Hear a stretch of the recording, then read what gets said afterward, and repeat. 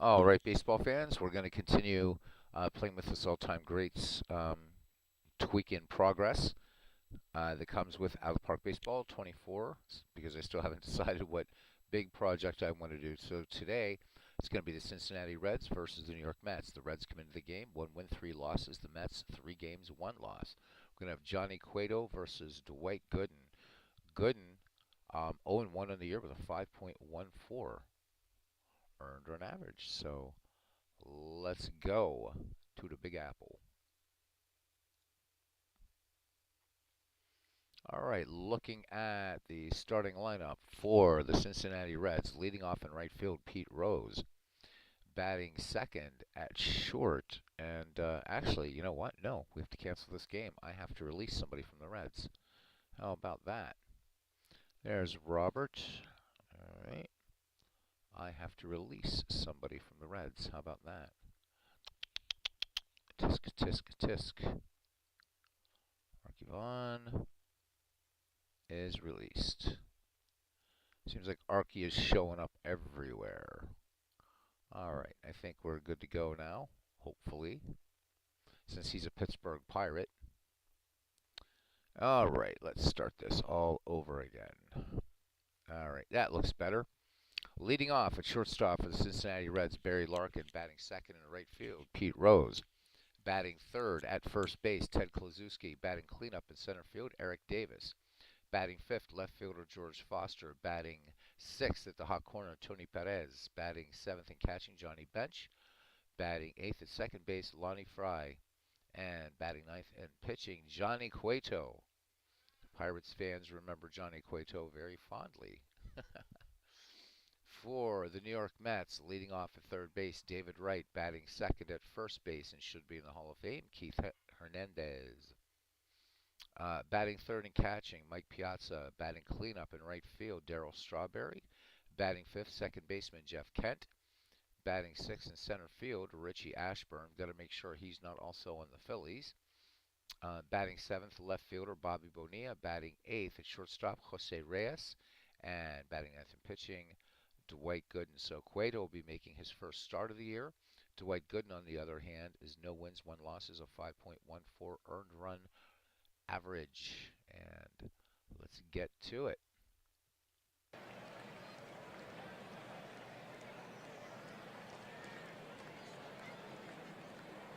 All right, and here we are, here we are, here we are.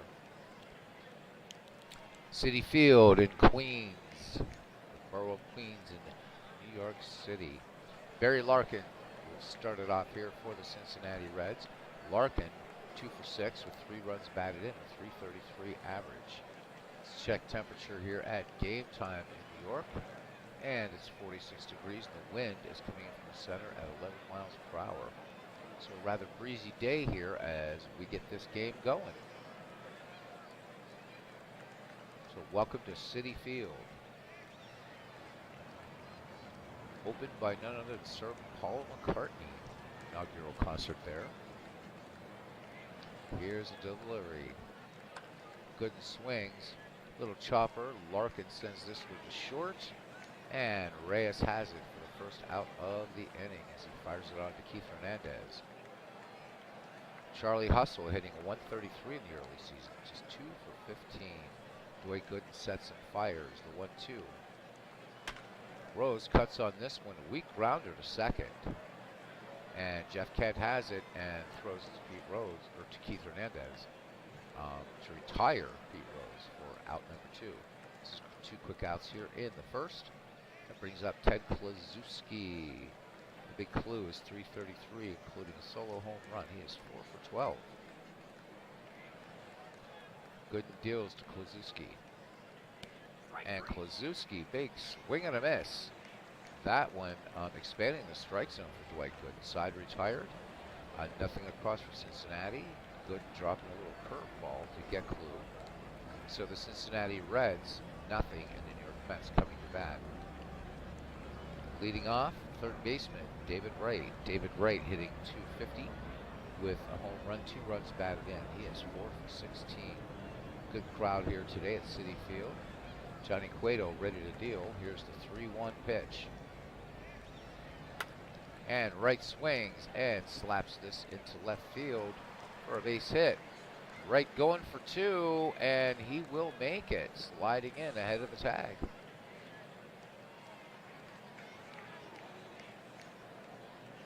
So the Mets pick up their first hit on the David Wright double, and here is Keith Hernandez.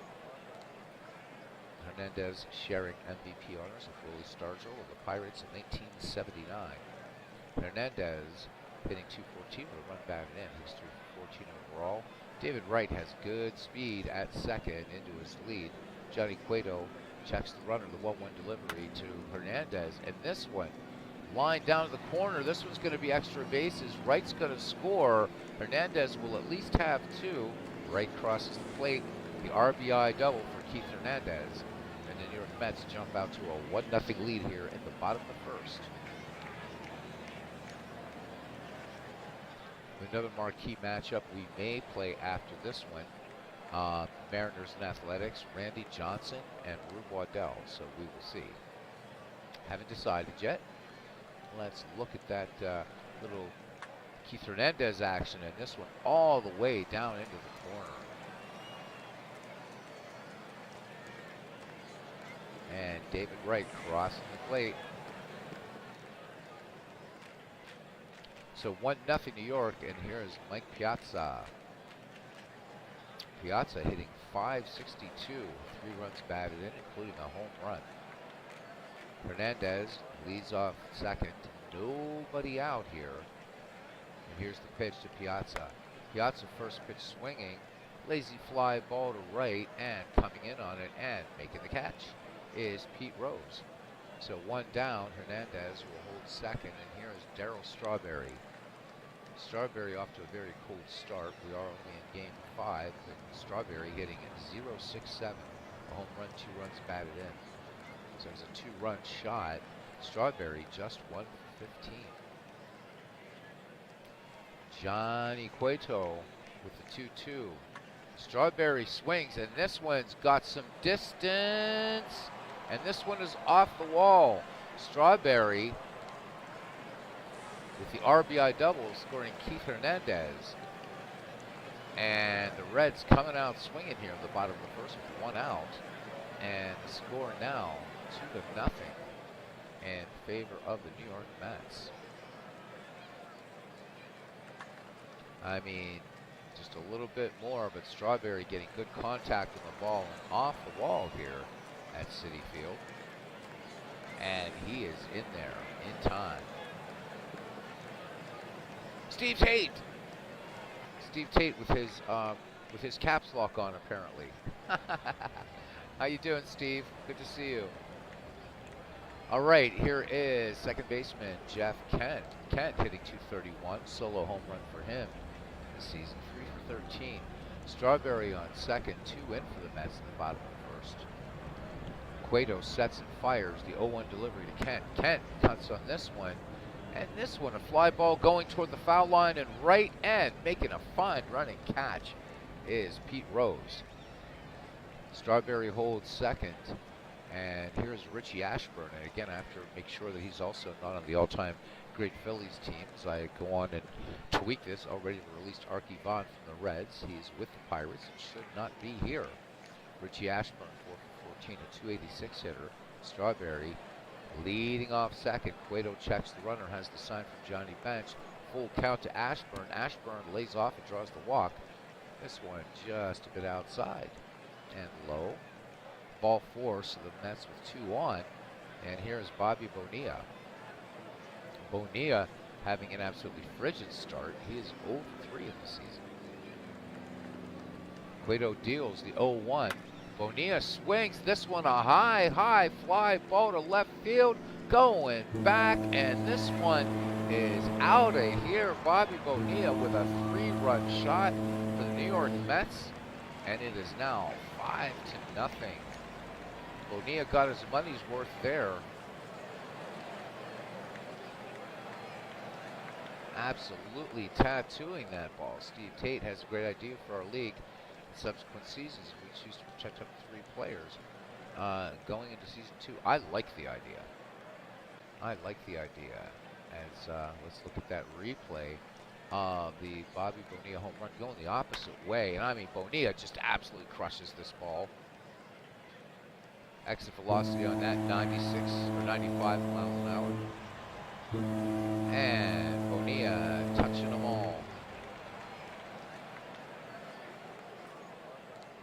Fireworks going off on the scoreboard out there in center field. 5-0 New York. 2 away. And that brings up Jose Reyes. And Reyes having a good start. He is 4 for 8, 3 runs batted in, 500. Love the idea, Steve. I definitely like the idea of a keeper league.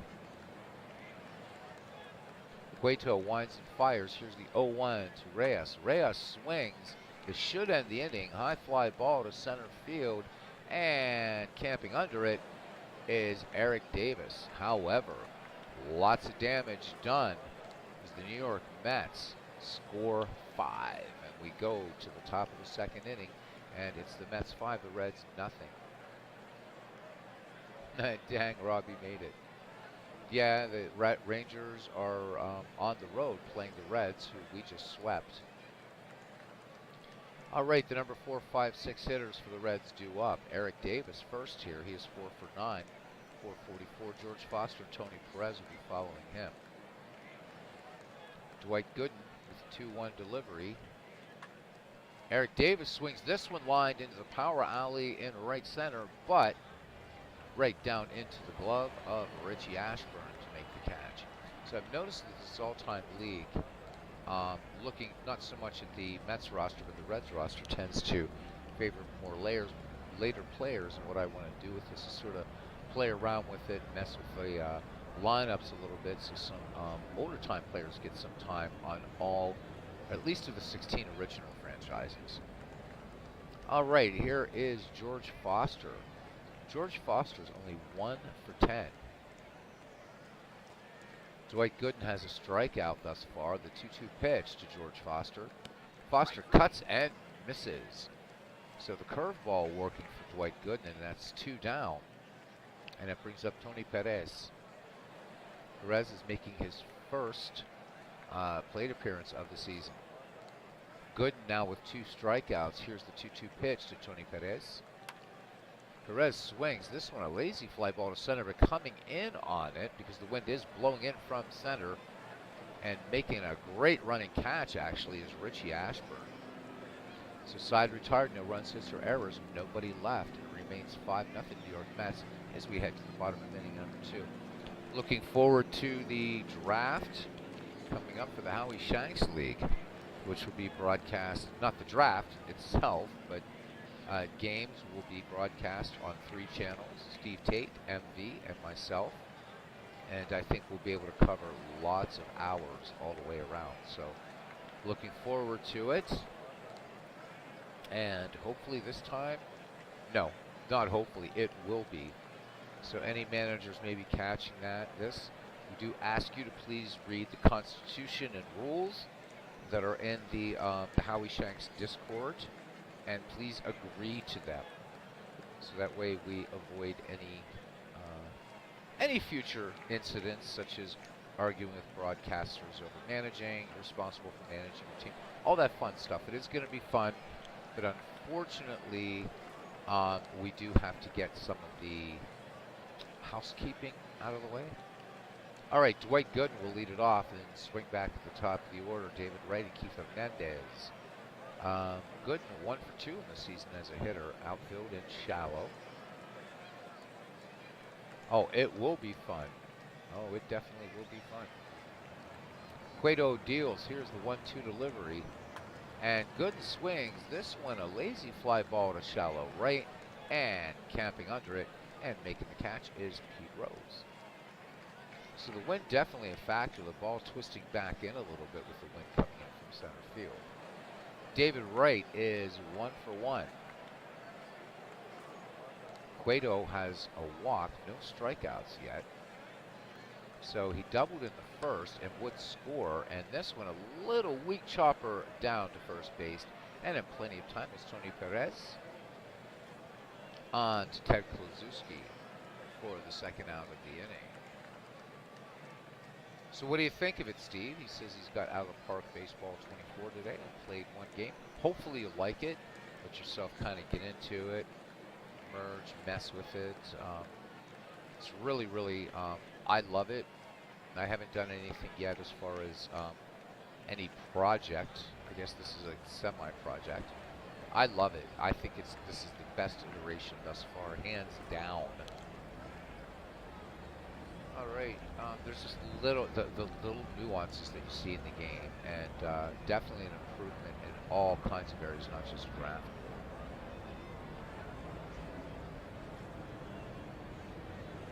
Yeah, you can. You can definitely play this head-to-head. Guess I'll have to do a tutorial on that sometime, but it is definitely a game you can play head-to-head, and with the entirety of baseball in it, right out of the rip, you can have a lot of fun with it. Still, Steve, I don't think it. I think in that respect, I don't think it's going to replace Action PC baseball as our weapons of choice.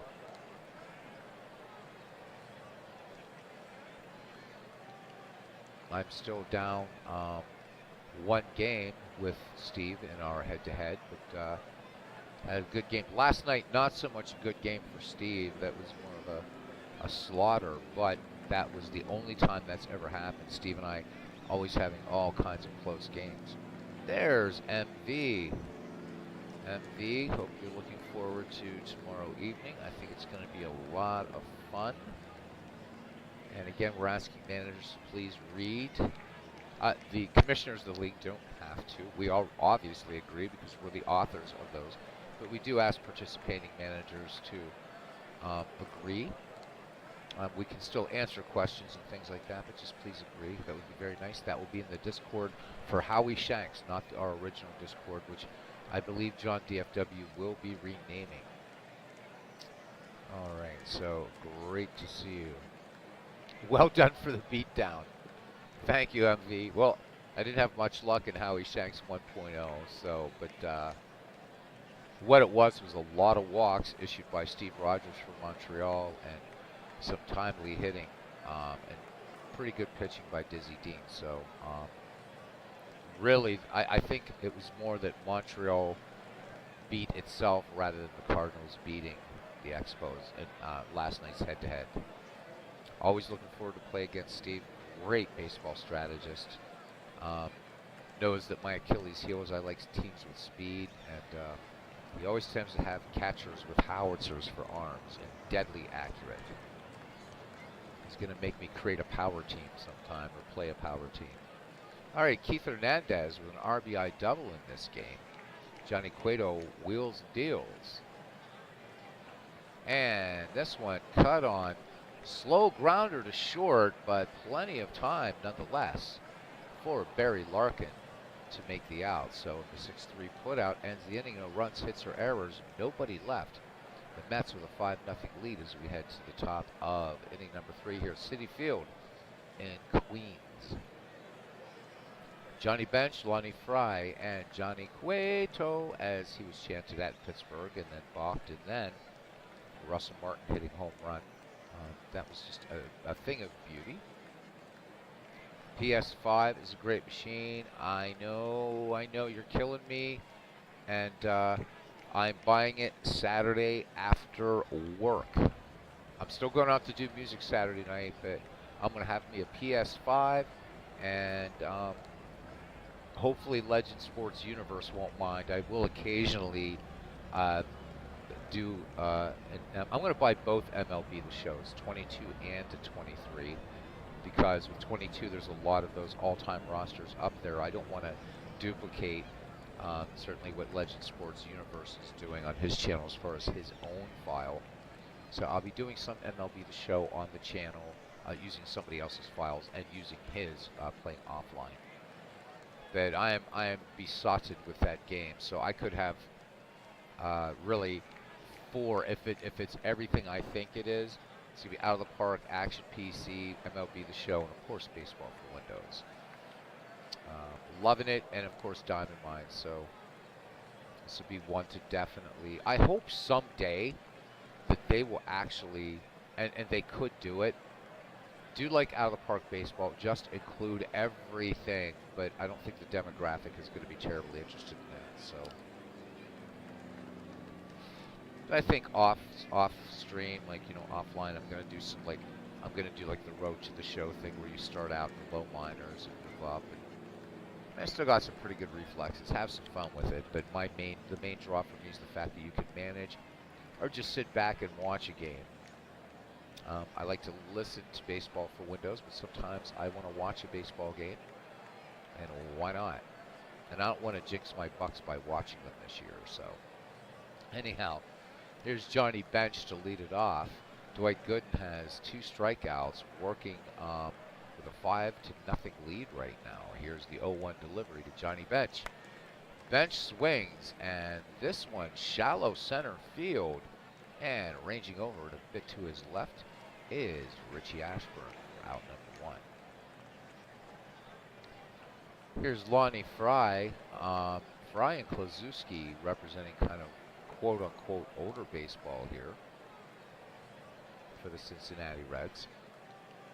For these New York Mets, I want to get players into, like, Don Clendenin, Cleon Jones, Tommy Agee. So they are on the roster, but they're not in the starting lineup. So I want to have fun with this all-time quick start until, again, I can figure out a project to do with Out of the Park 24. And damn it, it's only the entirety of baseball history for a nice price. I decided not to get Out of the Park Go this year. It's having the same problems as last year. Make a quick commentary on that. People reporting that and it was doing it to my Android last year. I mean, the game is playing hot for so many people and just shouldn't be. So I think I'm giving it a pass this year until they can finally get their feces together.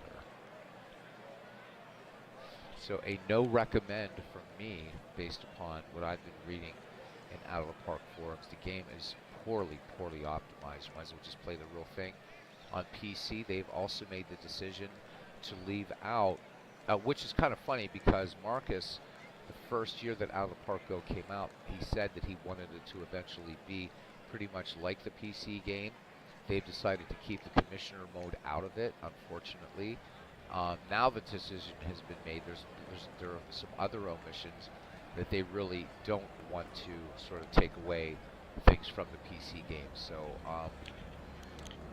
it's good to fire up an occasional baseball game on it, I suppose, but no Out of the Park Go for me this year. For those of you that are interested, it is free. Comes with 3 seasons, and for $20 you get everything from 1901 to 2022. So, but I don't feel like having even something like an Android tablet meltdown. So, anyhow, good to deal to Fry. Here is the wind and the 1-0 pitch. Lonnie Fry swings, high fly ball to right, and barely moving on this is Darryl Strawberry. So 2 away for Johnny Cueto. This is his first plate appearance. Good deals the 2-1 to his mound opponent.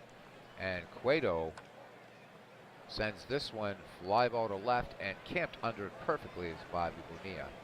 So that's the inning. Cincinnati comes away scoreless again. Bottom of the 3rd, it's the Mets 5 and the Reds nothing.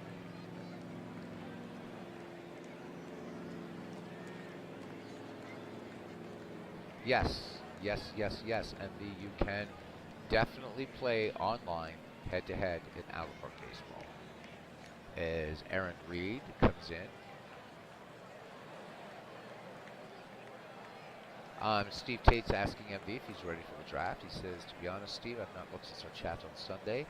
Tomorrow during lunch, we'll take a look after work, get some sleep, then log on. All right. It'll be supported, Robbie. It will be supported. Robbie's got his Steam Deck. I was trying to decide between that and a PS5, and yeah, PS5. I'm not mobile enough, running around all over the place. I'm not going to take a Steam Deck to work and stuff like that. So maybe Steam Deck down the line. But hey, there we go. No threats on Windows Defender. Thank you for that, Windows Defender. Isn't that nice? But Robbie, hope you're having fun with the Steam Deck. It looks super cool. And me, I'm just waiting for, yeah, baby, next Tuesday for the game I've been waiting for all winter. Age of Wonders 4. I may, if I can get the new channel up quickly, that might be the inaugural game. All right, Mike Piazza leading it off for the Mets, followed by Darryl Strawberry and Jeff Kent. Piazza, nothing for one. Cueto fires it in. Piazza swings in this first pitch. Little kind of tap to short. Barry Larkin up with it and throws on to Kluszewski for out number one. Darryl Strawberry 1 for 1 with a double. That is an RBI. Here's the delivery, the 3-1, and Strawberry looks at this one, lays off, and with a good eye, takes ball 4. It's Cueto missing that fastball 91 on the gun. Strawberry with excellent speed, superb power, and Jeff Kent, nothing for 1. Cueto winds and fires the 3-1 to Kent, and Kent held up. Cueto wanting that call and does not get it. Cueto issuing his third walk. The man in blue not convinced that Cueto can find the strike zone. So 2 on for the Mets, and here's Richie Ashburn. And it's really bugging me. I've got to check the Phillies roster afterwards. It's really bothering me that Richie Ashburn is on this Mets team. I have a strange feeling he's also on the Phillies team. The problem with the all-time quick start with out-of-the-park baseball is you will see some duplication. And basically, you know, I'd say use your own judgment. And also some omissions. So warning, if you mess with this, Ernie Banks is not on the Cubs. So watch my video on how to import players and bring in Mr. Cub. All right. Must be doing something wrong. No likes here, but that's all right. 3-2 pitch. Richie Ashburn. And big cut and a miss. So sinker this time. Darryl Strawberry showing that he can mix it up. And here is Bobby Bonilla. Bobby Bonilla with a 3-run homer back in that crazy Mets first. Cueto ready to deal. Strawberry at second. Kent at first. 2 down. The 3-1 delivery to Bonilla. Bonilla lays off. Cueto. Not sure if he understands where home plate is, and actually Cueto is done, and the Reds not wasting any time bringing in a Hall of Fame pitcher, Epirixi, and there's Bobby Catalano.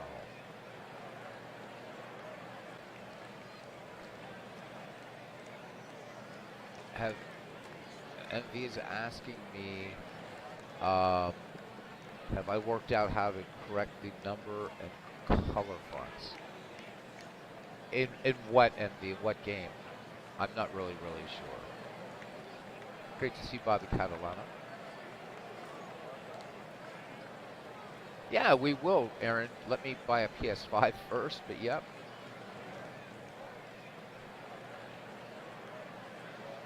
Robbie, the traveling that I do, like, so this July I hope to go to the International Brotherhood of Magicians convention in Pittsburgh. The last thing I'm going to be thinking about is computer gaming. So that's not going to go anywhere. A Steam Deck right now really just is not something I'm going to use as much as a PS5. But yeah, maybe down the road. We'll see. But I'd rather just get a new PC and make this one just for music. All right, Epirixi, Hall of Famer, will come in now. Cueto's day is done. Cueto responsible for the bases loaded situation, 2 down. Let's see what Epirixi can do here. As Barry Larkin will lead it off for the Reds when we head to the bottom of the 4th inning. Rixey, the lefty, will fire this ball in, and this one lined high to center, going back on it, and tracking it is Eric Davis to make the catch. So the Mets load the bases, but they do not score. Epirixi gets it done on 3 pitches. We go to the top of the 4th, and Barry Larkin to lead it off. It's a Mets lead, 5-0 over the all-time Reds. Larkin, nothing for 1. Dwight Gooden, 2 strikeouts, no walks. The 3-1 delivery to Larkin. Larkin swings and smacks this one just up the middle, and that little base hit breaks up the Dwight Gooden no-hitter. So Barry Larkin aboard with excellent speed. Dwight Gooden now to face Pete Rose. Here is the 3-1 delivery. Rose swings, fly ball. Center field back at the track. And at the wall, making the catch is Richie Ashburn. Nice play by Ashburn at center, 1 away. Larkin remains at first for Ted Kluszewski. Kluszewski, a serious power hitter. Nothing for 1. Gooden checks Larkin at first. The 1-2 delivery to Kluszewski, little grounder to second, and they will turn to the 4-6-3 double play, and that retires the Cincinnati Reds. Go to the bottom of the 4th, 5-0 Mets, and big clue. Yeah, and if I'm traveling to see the female particle, I'm definitely not taking a steam deck. So, but anyhow, just so good to see everybody here tonight. Nice little crowd here. All right, Dwight Gooden, nothing for 1, but holding a 5-0 lead. They're not worrying about what he does at the plate. Epirixi now on in relief, came in after Johnny Cueto left the bases loaded, and Rixey induced the fly out, and the Mets turned away. But a 5-0 Mets score here as the lefty Hall of Famer deals the 2-2 pitch to Gooden, and Gooden sends this one out to right field, so he got some good contact on it, but not quite enough for it to be a base hit. Pete Rose waving off Eric Davis to make the catch for out number 1. Back at the top of the order now for the Mets is David Wright, 1 for 2. Epirixi sets and fires the 3-0. And this one just a bit inside.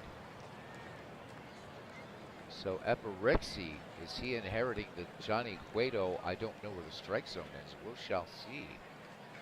As Keith Hernandez steps in, he's 1 for 2 with a run batted in. David Wright, good speed at first. Rixey checks the runner. 3-2, and big swing and a miss. So Keith Hernandez goes down straight with a strikeout, and Rixey with a walk and a K. 2 down for Mr. Mike Piazza, native of Pennsylvania. Here is the 1-0 delivery. Piazza swings, grounded to short, and should be an easy play, and indeed it is, as Larkin will go to second. So 1 walk in the inning, and that's all for the Mets when we go to the top of the 5th. New York Mets 5, the Cincinnati Reds nothing.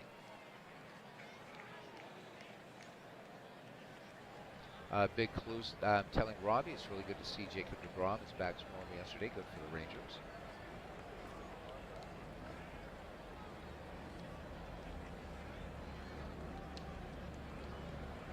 Steve Tate is trying to figure out how to set up some all-time great teams. Not intuitive at all. Let me know, Steve. I'll be happy to do some tutorials. You've certainly done enough for Action PC Baseball. I would be more than happy to sort of pay back the favor, my friend. All right, the number 4, 5, 6 hitters due up for the Reds. The Reds have a lot of work to do here, but we're just in the middle innings here at Citi Field in Queens. So Davis, Foster, and Perez. Dwight Gooden ready to deal to Eric Davis. Here's the 1-2 delivery. Davis cuts on this. This one, a little shallow fly ball out to, well, it looks like it was going to right, but it stays in the infield, and Keith Hernandez makes the call and the catch, waving off Jeff Kent. So Strawberry was coming in on that ball. It looked like it was going to go out into that sort of Bermuda Triangle. Here's George Foster. Gooden has the sign from Piazza, the 0-2 to George Foster. Foster swings. This one sent high in the air to center field at the track near the wall. And Richie Ashburn has made some great catches in deep center. So 2 up, 2 down for Tony Perez, member of the Big Red Machine. And speaking of the Big Red Machine, Johnny Bench waits on deck. Gooden deals the 0-2 delivery to Perez. And Tony Perez looks at a call. It's strike 3. Gooden picks up number 3. So the Reds go quietly, and we go to the bottom of the 5th inning. And it's still New York 5, Cincinnati nothing. Gooden working on a one-hitter right now. And Aaron is listening to the Reds-Rangers game.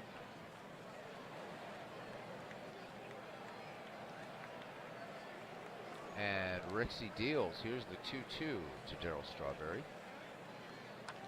Strawberry swings. This one a sinking line to the right, but in on it is Pete Rose. Closing the leather around it. Out number 1 here in the bottom of the 5th for Jeff Kent. Southpaw Rixey sets and fires. Here's the 1-2 to Jeff Kent. Kent swings on this one.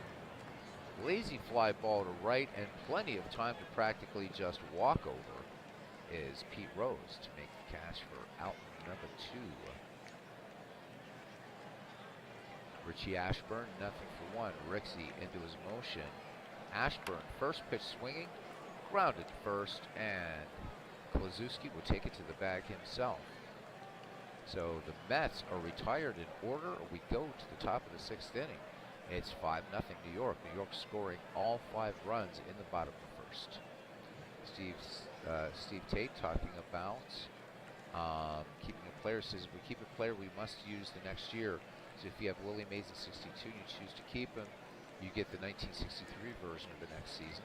Add some strategy into who we keep. That's a really, really cool idea, Steve. All right, Johnny Bench due up now. Johnny Bench, nothing for 1. So Gooden with 3 strikeouts, no walks through 5, pitching a 1-hitter. Gooden with a 3-0 delivery to Johnny Bench, flied out his last time up. And this time, Bench lays off and takes ball 4.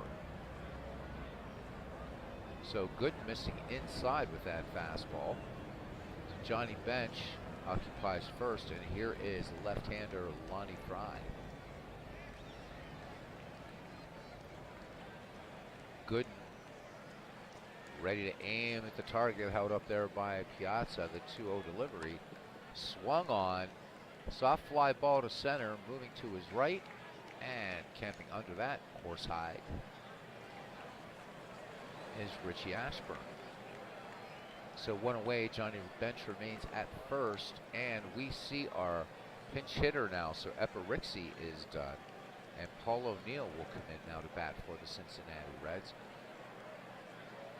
So he is 0 for 5 on the young season. Dwight Gooden deals Paul O'Neill. And there goes the runner. Johnny Bench is caught dead to rights. The Reds trying to get something going here. Piazza 2 for 4 and gunning down runners. It's now 2 down, bases empty. Gooden deals to O'Neill, the 3-0. O'Neill swings. This one grounded to short. Kind of a tough play over there. But Reyes making the nice play, and Cincinnati gets a walk, and that's it. And we go to the bottom of the 6th inning. It's 5-0. And Jeff Brantley now will come in and pitch for the Cincinnati Reds. So Johnny Cueto got the start. Epirixi came on in relief. And now Jeff Brantley. Brantley making his first appearance of the season. And Bobby Bonilla to lead it off for the Mets. Bonilla again with that 3-run shot back in the 1st. Brantley finishing his warm-up pitches. Here is the full count now to Bobby Bonilla. Bonilla swings. This one lined to first, and Kluszewski making a nice play. Good reaction there to the by the big first baseman for Cincinnati. We have 1 down here in the bottom of the 6th for Jose Reyes. Nothing for 2. Brantley sets and delivers the 1-1. Reyes ripping on this one, and this one just over the third baseman and down into the corner and left field, and here come the Mets again.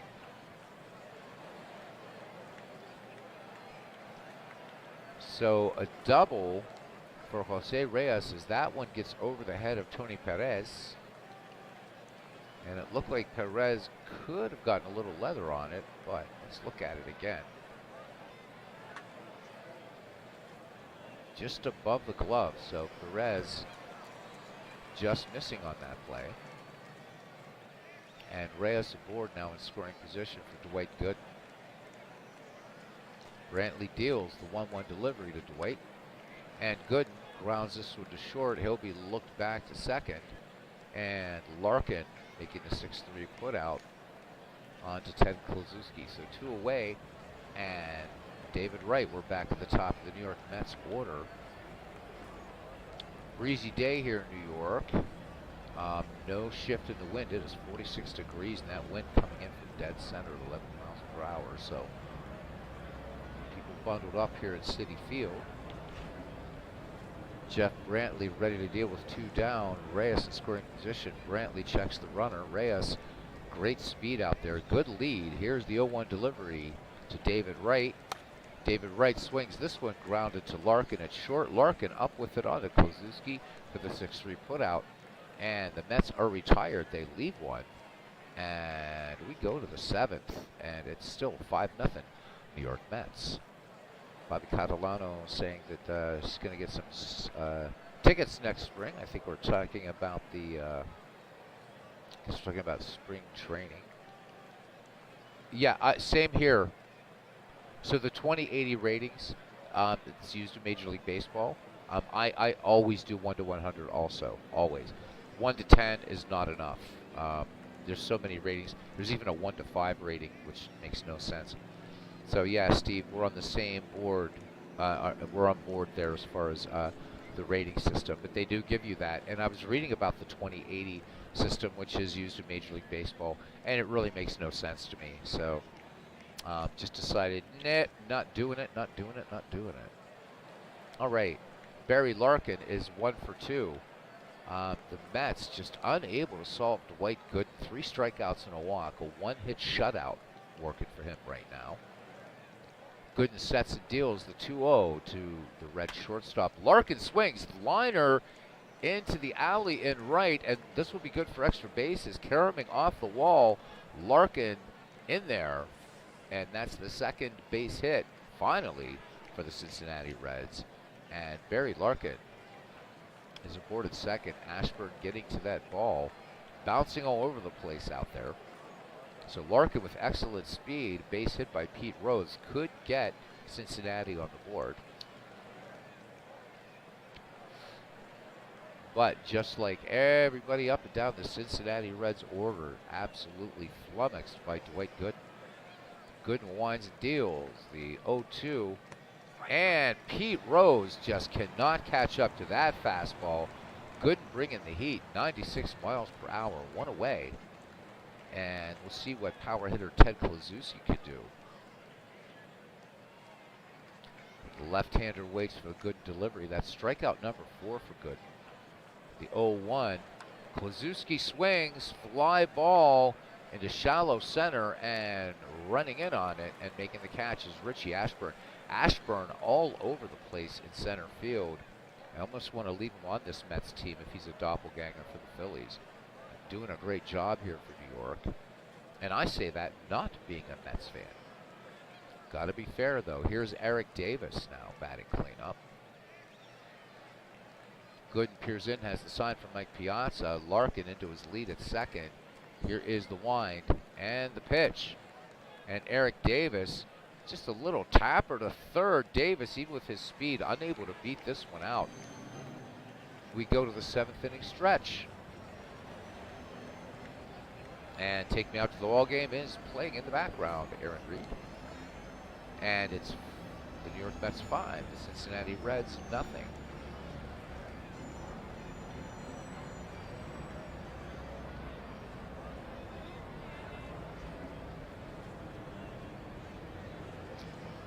as Aaron Reese says, let me hear ya.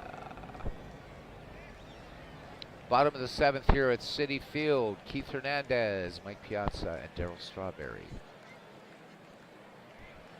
Hernandez 1 for 3 with a run batted in. The Mets with 5 runs, 5 hits, no errors. The Cincinnati Reds, no runs, 2 hits, no errors. If I do a second game tonight, it's going to be a marquee matchup. Randy Johnson for the Mariners will go against Rube Waddell for the Athletics. The Athletics looking for their first win in this season, but we shall see. We might just switch to Action PC. I don't know. And if we do, we'll go to Steve's house if he wants to play. Here's the 0-1 to Keith Hernandez. Hernandez slaps this one to third, and up with it is Tony Perez, and shoots it across to Ted Kluszewski. It'd be really fun if we could get some other people to play some head-to-head. Run it through Discord, share it on to YouTube. Steve and I think have been haranguing everybody at how much fun playing head-to-head on Action PC Baseball is. It's an absolute blast, you guys. Piazza nothing for 3. Brantley deals, count even on Piazza. Here it comes. Piazza swings. Easy bounding ball to short. And no problem for Barry Larkin. And that's a 6-3 put out to Ted Kluszewski. 2 away here for the Mets in the bottom of the 7th for the straw man. 1 for 2 with a run batted in. It's an RBI double. Again, back in the first. Brantley's 3-0 delivery to Strawberry. Strawberry lays off. And that was a 4-pitch walk by Jeff Brantley to put Strawberry aboard, possibly to get to Jeff Kent, who is nothing for 2. Watching his batting average kind of tick down a little bit. Kent just 3 for 15. He has a solo home run, but not in this game. Strawberry good speed off first. Brantley checks the runner. The 0-1. Jeff Kent cuts on this one. Weak ground ball to third, but having trouble with it.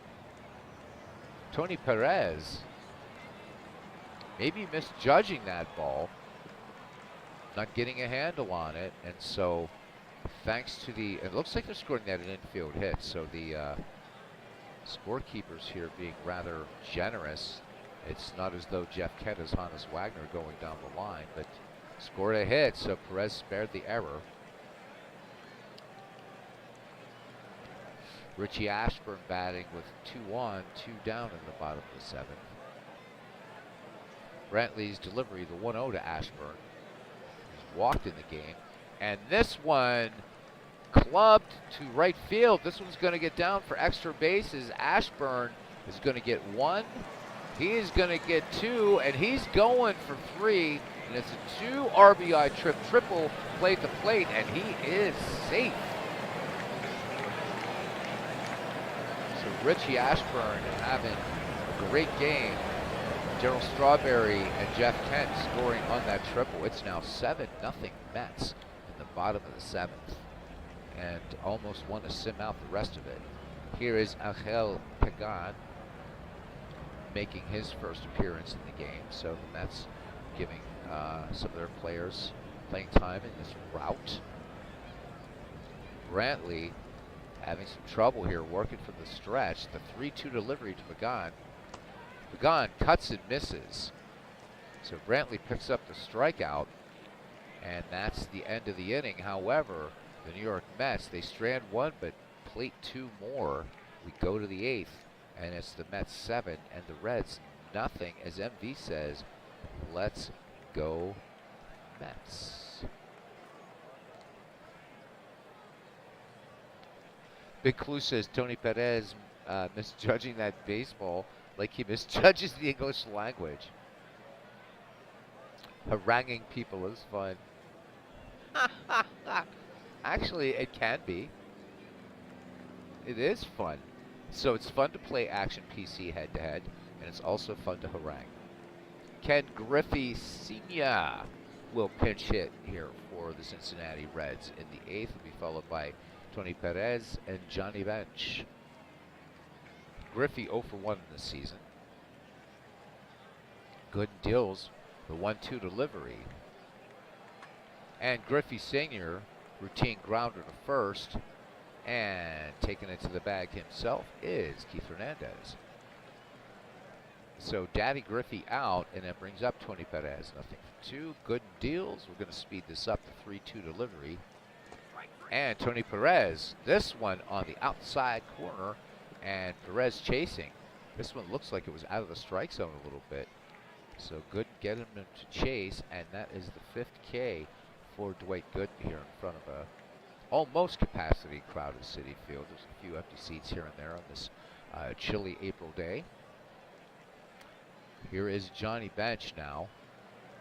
Gooden sets and fires the full count to Bench. And Bench, oh, that one paints the inside corner. Side retired. The Mets go quietly. We go to the bottom of the 8th. And let's just say that the New York Mets have a very large lead over the Cincinnati Reds. Jose Reyes, Dwight Gooden, and David Wright due up for the Metropolitans. Reyes, a left-handed hitter, waits for Jeff Brantley. Brantley with a walk and a strikeout. Here's the delivery. Reyes doubled back in the 6th. And this one, a blooper to left. And this is going to get down for a base hit. The play-by-play up there calling a line drive, but that was definitely a blooper that gets down in front of Griffey Sr., who stays into play left. See no other defensive substitutions, and here's Dwight Gooden. Gooden not showing bunt. There goes Reyes, and Bench is just not going to be arsed with throwing the ball down. So the Mets with potential run number 8 in scoring position. Reyes just had a great jump. Brantley deals now the 0-1 delivery. Dwight Gooden shows bunt, gets it down, Bench has it, and he will go to first. So sacrifice complete, so stolen base and a sacrifice. And Jose Reyes just 90 feet away, the possible 8th Met run. David Wright now back at the top of the order. He has 1 for 3. He had a double way back in the 1st. Reyes swings, grounder to second. That's going to score another New York Met run. Frey up with it and fires it on to first. Jose Reyes will score. It's 8-0 Mets. Ouch.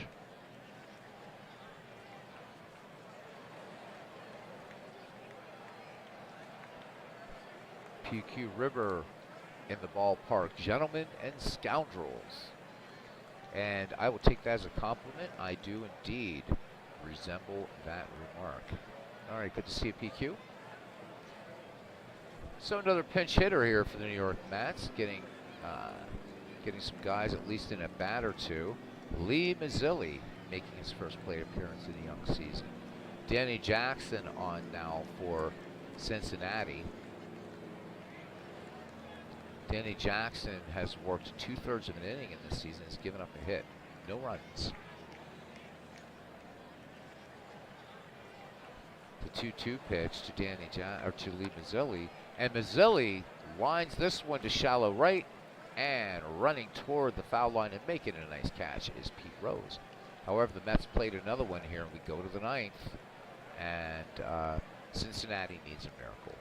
So in the new channel, I'd like to get some folks interested also in doing some stuff on Tabletop Simulator. So think about it. The new channel coming up pretty soon. This one will still keep going for baseball, but want to branch out a little bit, play some Talisman, Tabletop Simulator, but also have some, that's why I want to have a couple strong mods, and Big Clues agreed to be one of them, because we will be discussing the things you're not supposed to, politics, religion.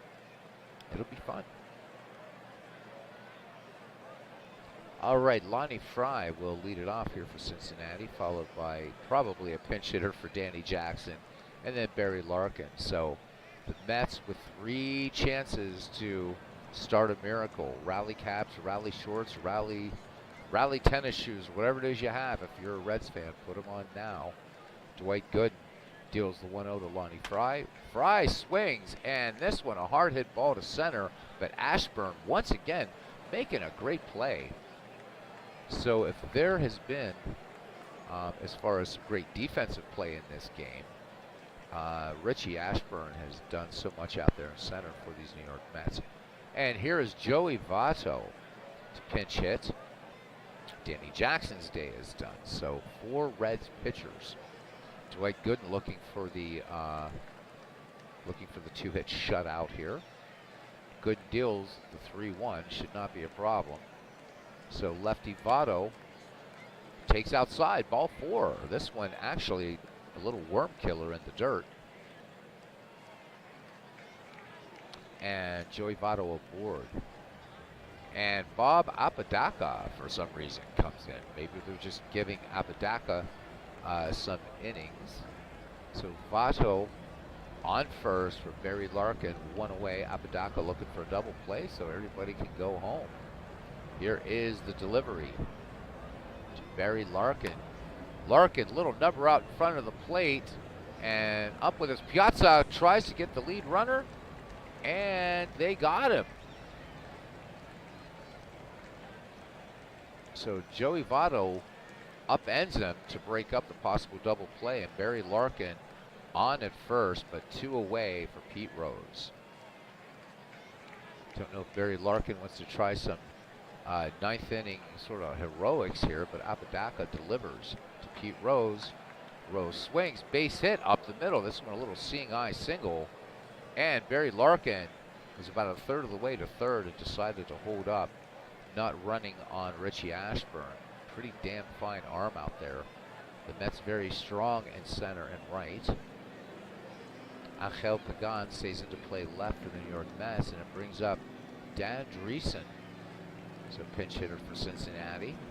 Dreesen is making his first appearance this season. 2 on, 2 out, 8-0 Mets lead.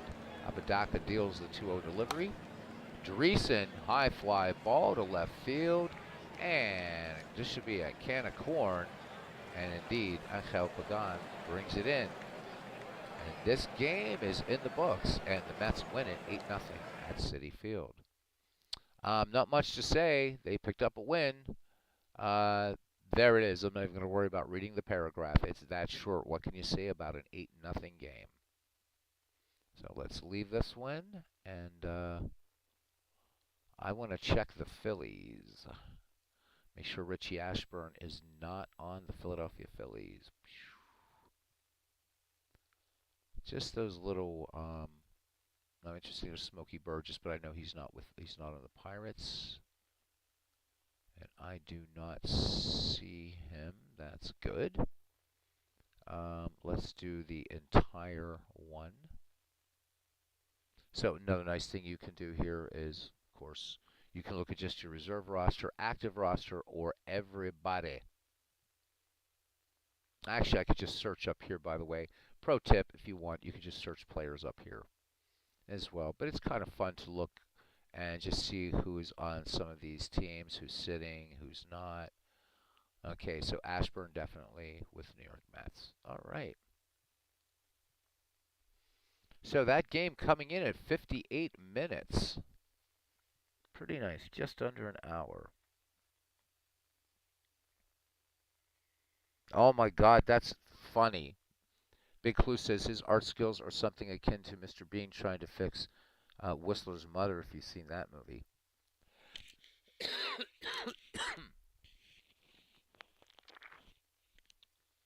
Yeah, so PQ, what I guess what they've done with this is kind of what one of the files for Action PC does is for certain franchises, they've kind of made some judgment calls and moved players over. So I just want to make sure I don't like to have doppelgangers in these games if I can help it.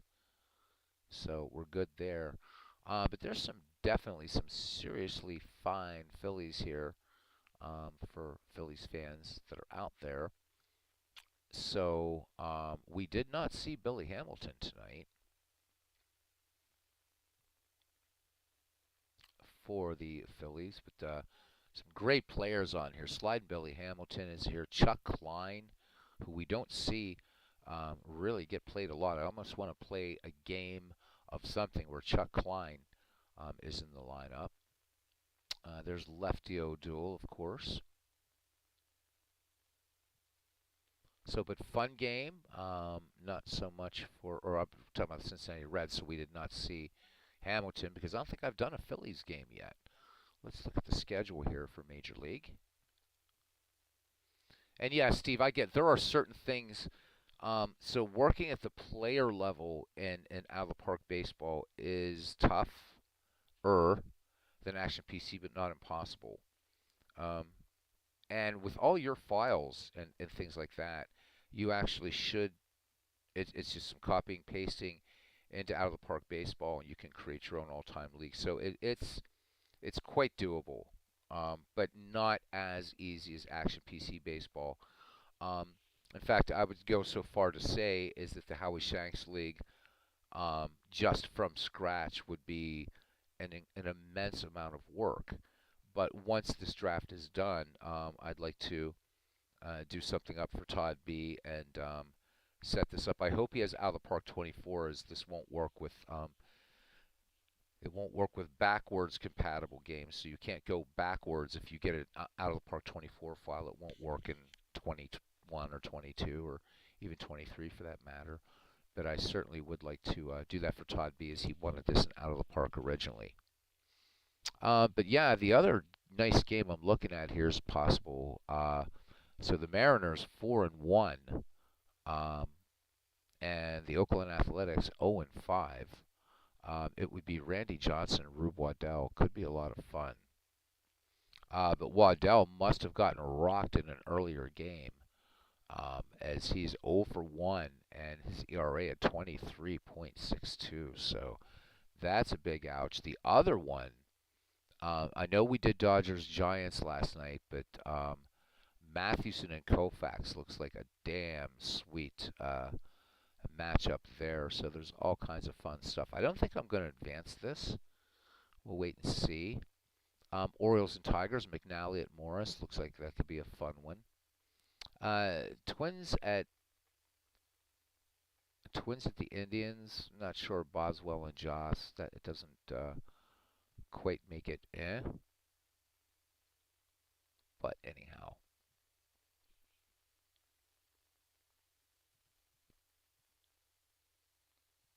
Who is somebody's a purist? Who is a purist? I have no idea. Steve is a charmer. He is. Oh yeah, Robbie, you are. You're a lad. You're a lad, as the Brits would say. Me? Oh, not me. No. Robert Wartburg is he's our lad of the chat. So doppelgangers. I mean, doppelgangers are interesting, I guess, because you can say, okay, I want to see how Cincinnati Reds Pete Rose, right, does in a season with also there's a Philadelphia Phillies Pete Rose. I think lots of folks like doppelgangers. For me personally, they're unsettling and weird. In fact, in a baseball for Windows League I have set up, I can't play the Washington Senators versus the Detroit Tigers because of there's one player on there I forget that he's on both teams, and it's really weird. They're within I think it's the 1933 Senators and the 34 Tigers. So when those two play each other, I have to let them autoplay so I can avoid the doppelganger bit. So, Big Clue says he does not have a doppelganger, but he does have a few simulacrum out there somewhere. Nice. All right, Bobby, thank you for coming in. She's got to get her groceries in. The life of the artist never stops.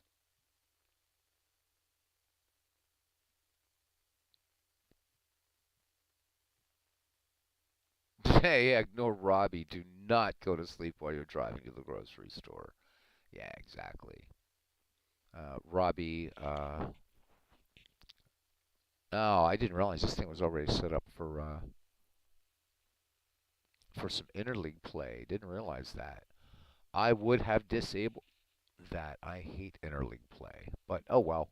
Leave it in here. Don't want to start it all over. So good stuff. Good stuff.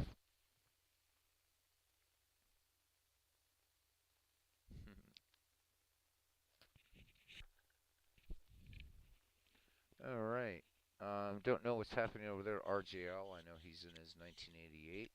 Tonight doing an American League Championship Series as I try to speak. Well, there we are.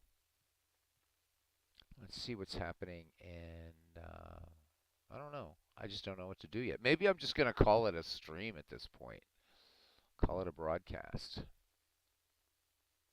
Is Robbie being kinky? Oh, man, Robbie. Robbie, you're such a lad. Can't believe you. Robbie's a kinky dude, man. He's a kinky pinky dude. Do another game, says Robbie. Robbie commanding. Robbie using the imperative. Yeah, maybe listen to the White Album. That works. Listen to the White Album. Big Clue says that everybody's down to listening to the White Album. And if I could re-stream the White Album onto here, but you don't want to take on the Beatles. Oh my God. They win every damn lawsuit they do. So, whew.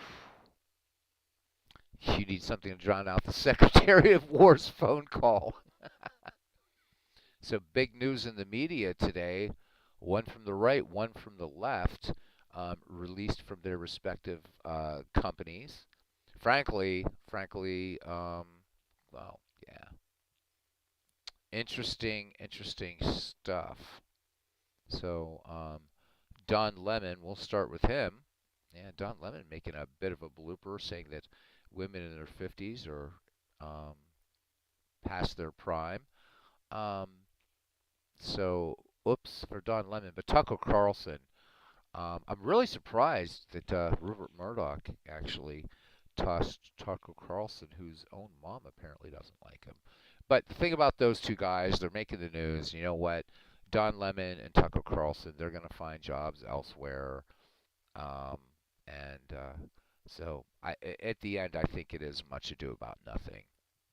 Oh, another good matchup here. The Pirates and Cardinals, identical records of 3-1. Chris Carpenter, Wilbur Cooper, that could be kind of fun as well. I'm just trying to choose a game here. I think I'm going to stay in out of the parkland. Yeah, right. Stetler got a new gig. Yeah. Robbie, it would be more than a copyright. It would be like serious shit. You just can't do that. The one thing you can do, if you've ever seen those reaction videos, there is a way around it.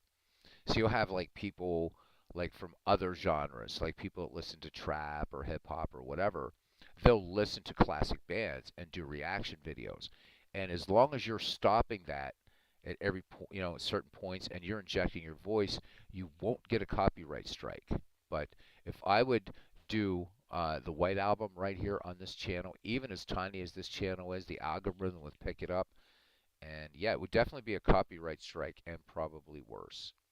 Um, Beatles music is still, it's always been, it's kind of traditionally back even when albums and CDs were sold, they're always priced a bit higher. You've got a lot of companies involved. It cost Apple Music $660 million for the Beatles catalog. So I'm not going to mess with that, dude. They shut down the show Beatlemania years ago and sued Dick Clark in one, sued ABC in one. Um, yeah, so nope, nope, nope, nope, nope, nope. But I like the idea of just kicking back and listening to the White Album. It's been a while since I've listened to that one. Not the Beatles' best album, but certainly a great album. All right, Steve Tate says he's working on the photos for those 1928 to 1932 Athletics. Yeah, you definitely have to talk over it a lot.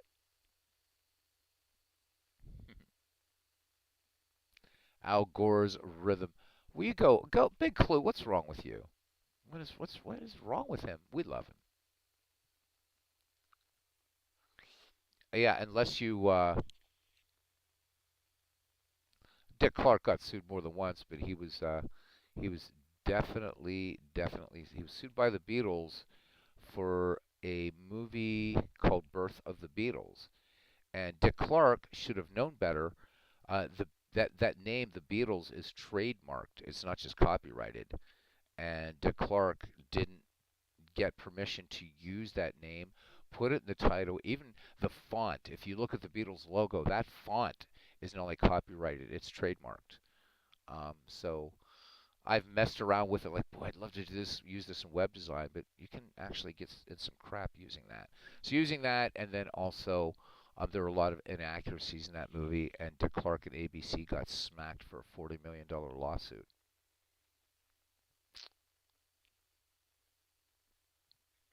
So, oh well, let's do another game. And I keep looking at this Waddell Johnson matchup, and I think we'll do it, and we shall act as the Athletics. Not that it really matters. And we'll do one more. I guess we've got to see this terrible, terrible, terrible. Um, but this will be kind of fun. I've never done a Mariners game on this channel, so all right, should be fun. Got a couple of big, big hitters here for Oakland. So Seattle Mariners at the Oakland Athletics, and we're going to have a little bit warmer weather as we go to Oakland Coliseum. 61 degrees and the wind blowing left to right at 14 miles per hour. Here are the starting lineups for the visiting Seattle Mariners. Leading off in right field, Ichiro Suzuki batting second. Second base, Brett Boone. Batting in the third slot, shortstop, Alex Rodriguez. I don't know if this is going to honk people off, but I turned off the DH in this thing entirely, so there's not even DH in the American League. It is what it is. Batting cleanup, so we saw Ken Griffey Sr. in the first game. We'll see the kid in center field batting cleanup for the Seattle Mariners. Batting fifth. Oh, no, I do have the DH turned on. I'm sorry, didn't see it, so everybody settle down. Batting fifth to third base, Edgar Martinez. Batting sixth, DHing Jay Buhner. Batting seventh and catching Dan Wilson. Batting eighth at first base, Tino Martinez. And batting ninth in left field is Leon Roberts. And pitching, Randy Johnson, who is 1-0 with a 2.35 earned run average.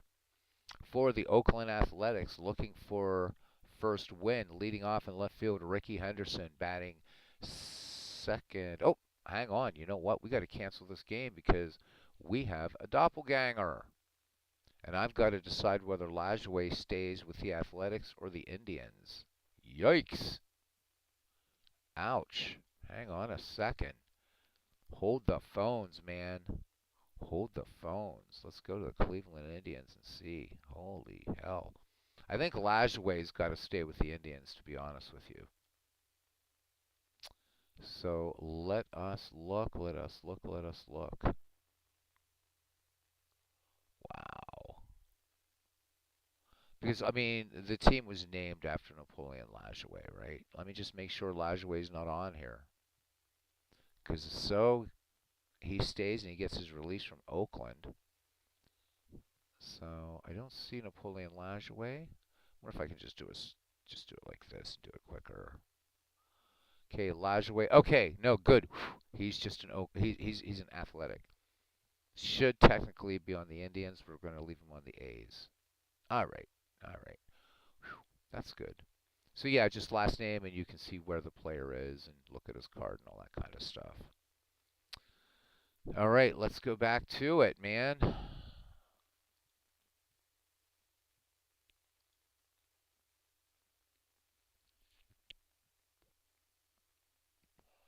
Interesting choice to put Lajoie there, but we're going to let it stand. We'll let it stand.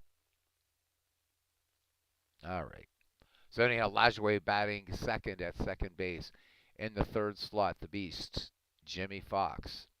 Batting cleanup at first base, Mark McGwire. Batting fifth and DHing Jason Giambi. Batting sixth, Bucketfoot Al. Al Simmons, Aloysius Szymanski in center. Batting seventh in right field, Mr. October, Reggie Jackson. Batting eighth at short, Miguel Tejada. Batting ninth and catching, Terry Steinbach. And taking the hill, Rube Waddell. So Waddell, going to have to go back and maybe find highlights of a previous game. Waddell apparently getting rocked. with a 23.62 under on average. Let's go to the Coliseum. Yep, Mariners almost 50 years old. Dan Wilson's their best catcher. We don't have to. I think we're going to cancel this game because even though the Coliseum's kind of meh, this is worse. This is a default out of the park 24, and I hate this stadium. I hate it. Can I just leave this thing? Oh, I don't want to simulate it. I want to leave it. Is there a way to cancel? I can't cancel. This is like Action PC. I just can't cancel out, can I? Well, this sucks. I don't know if I can save the game and leave. And let's go. Yeah, I think we can do this. Let's go to the home screen because that just will not do. There we go. Edit ballpark. Cool. Let's put in a new ballpark. I'm sorry, Dave. I'm afraid I can't let you edit parks while games are in progress. Oh, you suck. You suck. Really? Well, then we're going to enter the game versus the Mariners, and it looks like we're not going to have that. I just refuse to play in this ballpark. It's just, nah, that's not happening. All right, so here we go. Fastest game ever. And the Mariners take down the Athletics 10-3. So the Athletics go to 0-6. The Mariners 5-1. I wonder how long Rube lasted this time. 7 2/3. He did strike out 6. So big inning actually happening for the Mariners in the ninth, scoring 4 runs. So Oakland was at least in the game for a little while, and then Seattle pouring it on the 8th and ninth after Waddell was taken out. So there you go. Wow, that was exciting. Now I'm going to switch the Athletics ballpark. We learn something new every day, don't we? Load 3D model. And let's go up one. And even though the Coliseum's ugly, at least it has personality that other thing doesn't. Oakland Coliseum. I guess we'll do this one. Oh, no, no, no, no, no, no, no, no, no, no. It's the newer one that I want.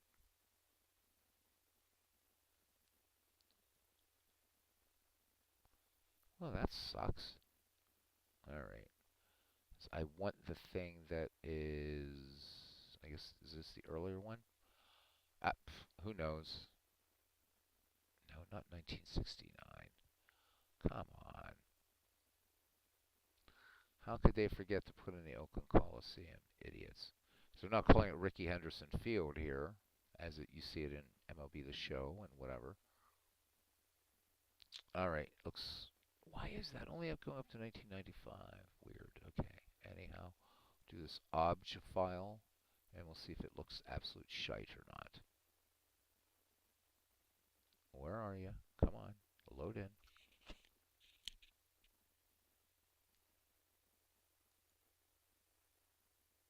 Are we having? Apparently, we're having difficulties here. Let us auto import this. Yes. There we go. It looks like this is one of the home brews, I think, unfortunately. Let's check. Yeah, that's good. We're not going to play a lot of games in Oakland. We'll just use the. Make sure when you're working with out of the park parks, so there is a two-step process. It's a little bit different than you find with Action PC Baseball. You also need to do that PRK data to get park factors. So don't forget to do that. All right, well, screw the Oakland Athletics then. Let's go somewhere else. Just for shits and giggles. I think it's got to be Giants Reds again because I want to see Mathewson and Koufax.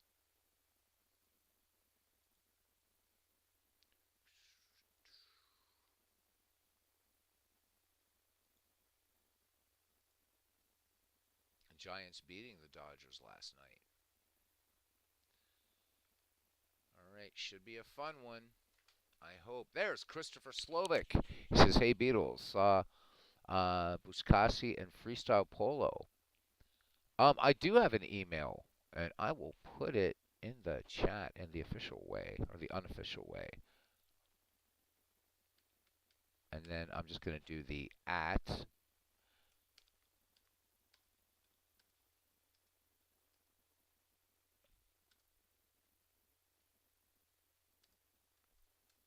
There you go.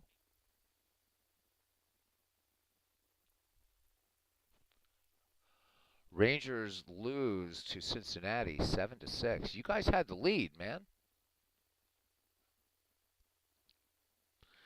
MV says he just downloaded MLB show. The MLB The Show graphics are better for sure, though the game was already top notch. At the moment, only allowed to use the Astros and Phillies. Some guy called. What do you mean you're only allowed to use the Astros and Phillies? Thank you, Christopher, and it's good to see you.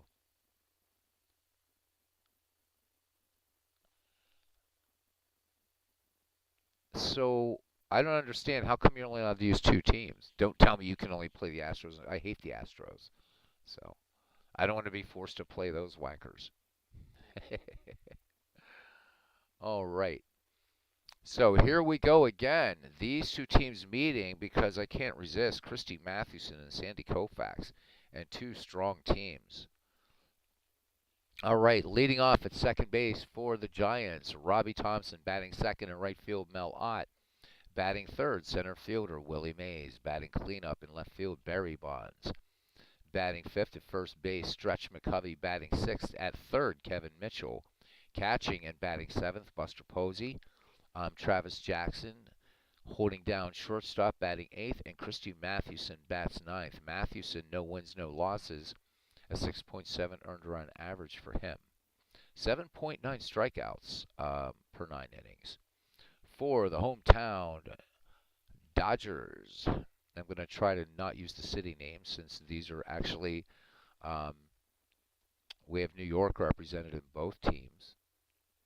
So Jackie Robinson leading off at second. Pedro Guerrero in left field batting second.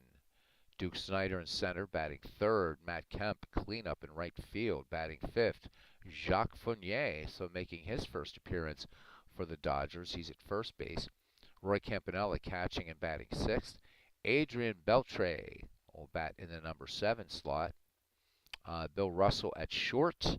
And Sandy Koufax will pitch and bat ninth. Koufax, 2 wins, no losses, a 2.87 earned run average, and he has struck out 9.8 batters per 9 innings. And we are on our way again to Chavez Ravine. And let's do this. I personally, I'd like to see like Zach Wheat, coming in here, and but whatever. We'll juke with rosters another time.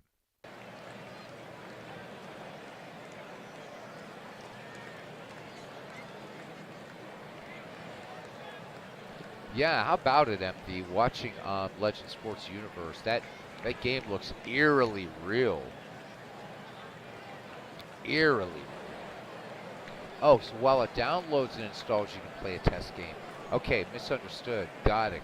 Thanks, guys. 3 hours the whole game.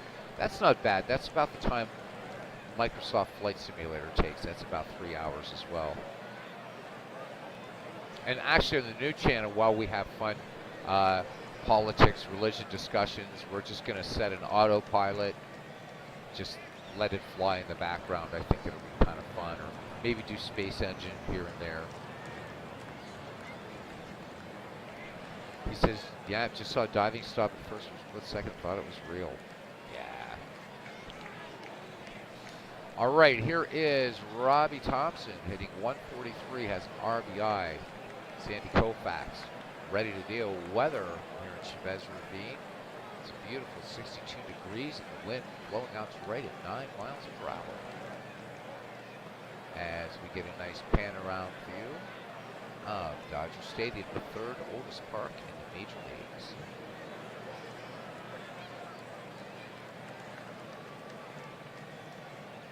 Here's the delivery. Koufax. Oh, this one sent out to right. Robbie Thompson gets all of this one, and it is gone. This went 390 feet. So on the 5th pitch of the ball game, Robbie Thompson taking Sandy Koufax deep, and the Giants out to a 1-0 lead.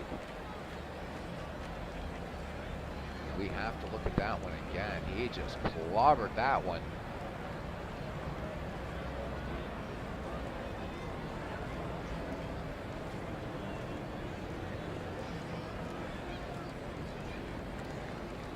I really love this feature. It's so nice. And there it goes. And I mean, he got his money's worth. So Robbie Thompson with a solo shot, and here's Mel Ott. Mel Ott with 3 home runs, 6 runs batted in. Lefty Ott waits for Koufax. So Hall of Famer versus Hall of Famer. And here's a Hall of Famer behind the plate. Koufax deals to Mel Ott. Ott cuts on this one. Base hit left field. The Giants coming out swinging. Mel Ott will have himself a single. Sandy Koufax getting touched up. Ott swinging on the first pitch there. So Melvin aboard, and here's Willie Mays. It just doesn't get any easier for Koufax going up and down the line here. Mays, though, a slow start, just hitting 158, baseball fans. Just 3 for 19. We'll do a Rangers game some night, Robbie, but hopefully with you we can get you on the mic. That'd be fun. I don't know enough about the Texas Rangers to comment on them, but I'll do my best. All right. We do have 2 Rangers fans in the community, though, Robbie and John DFW. Koufax deals. Willie Mays swings. This one a blooper. Actually, the wind's going to hold this one up and left, and down into the glove of Pedro Guerrero. So 1 out here. Mel Ott retreats to first, and here is Barry Bonds. Bonds hitting 353, the run batted in. He has yet to homer. And the left hand of God with a 3-2 pitch to Bonds. And Bonds, chopper to short, and 6-4-3 double play to end the inning. So Russell starting that one, and that is it. The Giants get a run on 2 hits. The Robbie Thompson home run, nobody left on. It's the Giants 1 and the Dodgers coming to bat. Jackie Robinson will lead it off against Christine Mathewson. Jackie hitting 240 with 3 runs batted in. Maddie has the sign from Buster Posey. Here is the 1-1 delivery from Mathewson.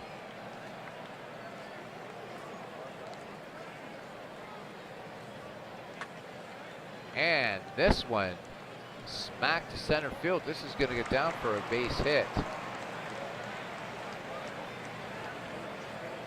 And what they're trying to do also is improve when they have some player footage, when they can have some deliveries. If you watch Mathewson's delivery, it's decidedly not overhand.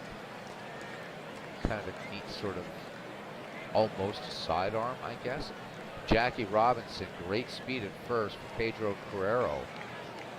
So 1 on, nobody down here in the bottom of the first. 1-0 Giants lead. Guerrero having a good start. 292 average, 3 runs batted in. Jackie Robinson dancing off first. Maddie delivers. 3-2 pitch to Guerrero. And Guerrero lays off. Ball 4 inside. So Mathewson missing on the fastball. And Jackie Robinson at second. Pedro Guerrero at first.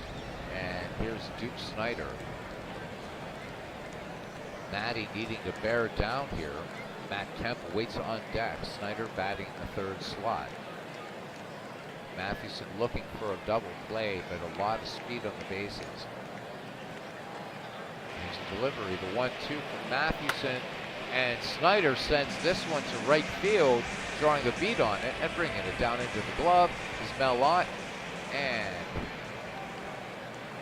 Jackie Robinson tags, and he will move to 3rd. So the Dodgers looking to tie it up here in the bottom of the 1st. Jackie just 90 feet away. Guerrero remains in 1st for Matt Kemp. Matt Kemp hitting 203 runs batted in, including a home run. Matty deals now to Kent. And there goes the runner, and up with it and down the slide and the tag. And Pedro Guerrero picks up the steal. So 2 in scoring position now for the Dodgers. And 1 away. Matt Kemp back in the box. The 0-2, Christy Mathewson. Kemp swings and misses. Big strikeout by Big Six. So 2 away here in the Dodger first. And here's Jacques Fournier.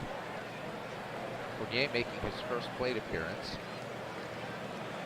Matty working from the stretch in the 0-1 to Fournier. And this one gets by Posey, and a run's going to come in. And this one getting all the way to the backstop. A wild pitch by Christy Mathewson. And the Dodgers tie it up. So it's now 1-1, bottom of the first. Jacques Fournier back in. The 1-1 pitch from Mathewson. Fournier swings. Sinking line to the right. This is going to get down for a base hit. And coming in to score is Pedro Guerrero. So RBI single by Jacques Fournier, and the Dodgers now lead 2-1 in the bottom of the first. And here's Roy Campanella. Campy hitting it even 300, a home run, 2 runs batted in. Fournier, average speed at first in terms of stealing. Matty delivers. Campanella swinging on the first pitch, lines this one to left. Ranging over to his right is the Sehe kid to make the catch. However, 2 runs in for the Dodgers, thanks to a Christy Mathewson wild pitch and an RBI single, and the Dodgers lead the Giants 2-1 as we proceed to the top of the second inning. And Willie McCovey, Kevin Mitchell, and Buster Posey do the bat against Koufax. Koufax has the sign from Roy Campanella. Here he is into his windup and the pitch to McCovey. McCovey, oh my, strike 3 called. This one, that little change up in the inside corner by Koufax. So 1 away for Kevin Mitchell. Mitchell hitting .286. He has 5 runs batted in the season, 4 for 14. Koufax sets in and delivers after getting the sign from Campanella. And weak ground ball to second base. And Jackie Robinson making a nice play to retire Kevin Mitchell as he tosses on to Jacques Fournier. 2 away here in the Giant second. For catcher Buster Posey. Home run, 5 runs batted in, a .278 average for Posey. As Koufax deals 3-1. Posey rips on this one. This is going to be a base hit into center field, getting past the webbing of Jackie Robinson's glove. So that ball definitely had eyes. 2 out and a runner on for shortstop Travis Jackson. 125 average, just 2 for 16. Posey slow to say the least at first. Koufax deals the 1-0, and Jackson sends this one to center field, and Duke Snyder will make the running catch in center field, calling off Matt Kemp. So side retired. San Francisco manages a hit. They strand one, and we go to the bottom of the second. It's the Dodgers 2, the Giants 1. Adrian Beltre, Bill Russell, and Sandy Koufax to bat for the boys of summer. Beltre is making his first appearance in the season. Mathewson with a strikeout, a walk, and a wild pitch, a costly wild pitch. Matty deals to Beltre. Beltre on the first pitch. High fly ball to center field, and camping under it is Willie Mays. So Beltre gave it a ride, but to no avail, and Bill Russell will now step up to hit. Bill Russell, solo home run in the season. He's hitting 300, 6 for 20. Mathewson's 2-1 to Bill Russell.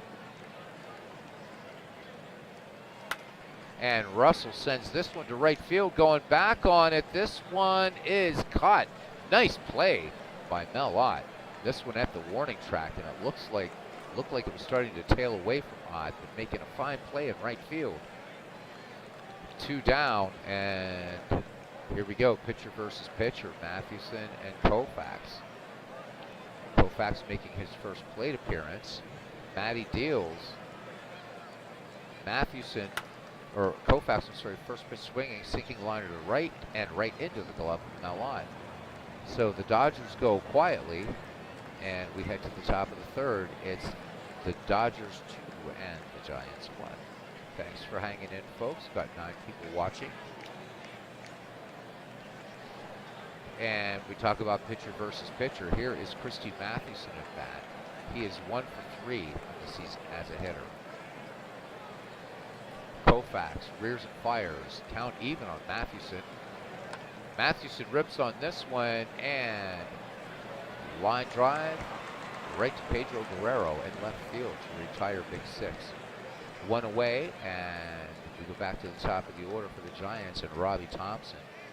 Solo shot for him back in the first, and that has been the lone Giants run thus far.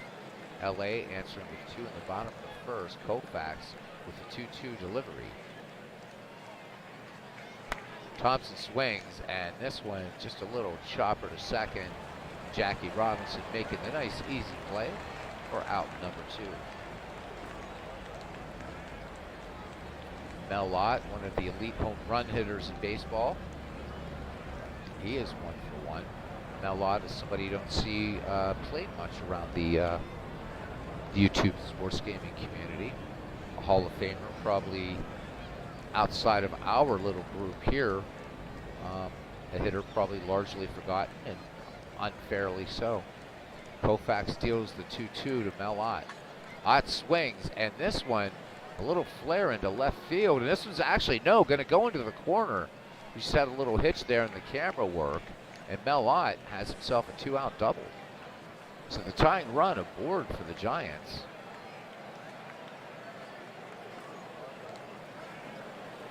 So every once in a while you still will get a few frame skips with Out of the Park, but still not going to complain. A double's a double is a double. Mays, nothing for 1. Mays, again, a very cool start to the season, just hitting 150. Hey, there's RGL Network, and RGL Network is in here late, or later, I should say, unless you had a later start, Robert.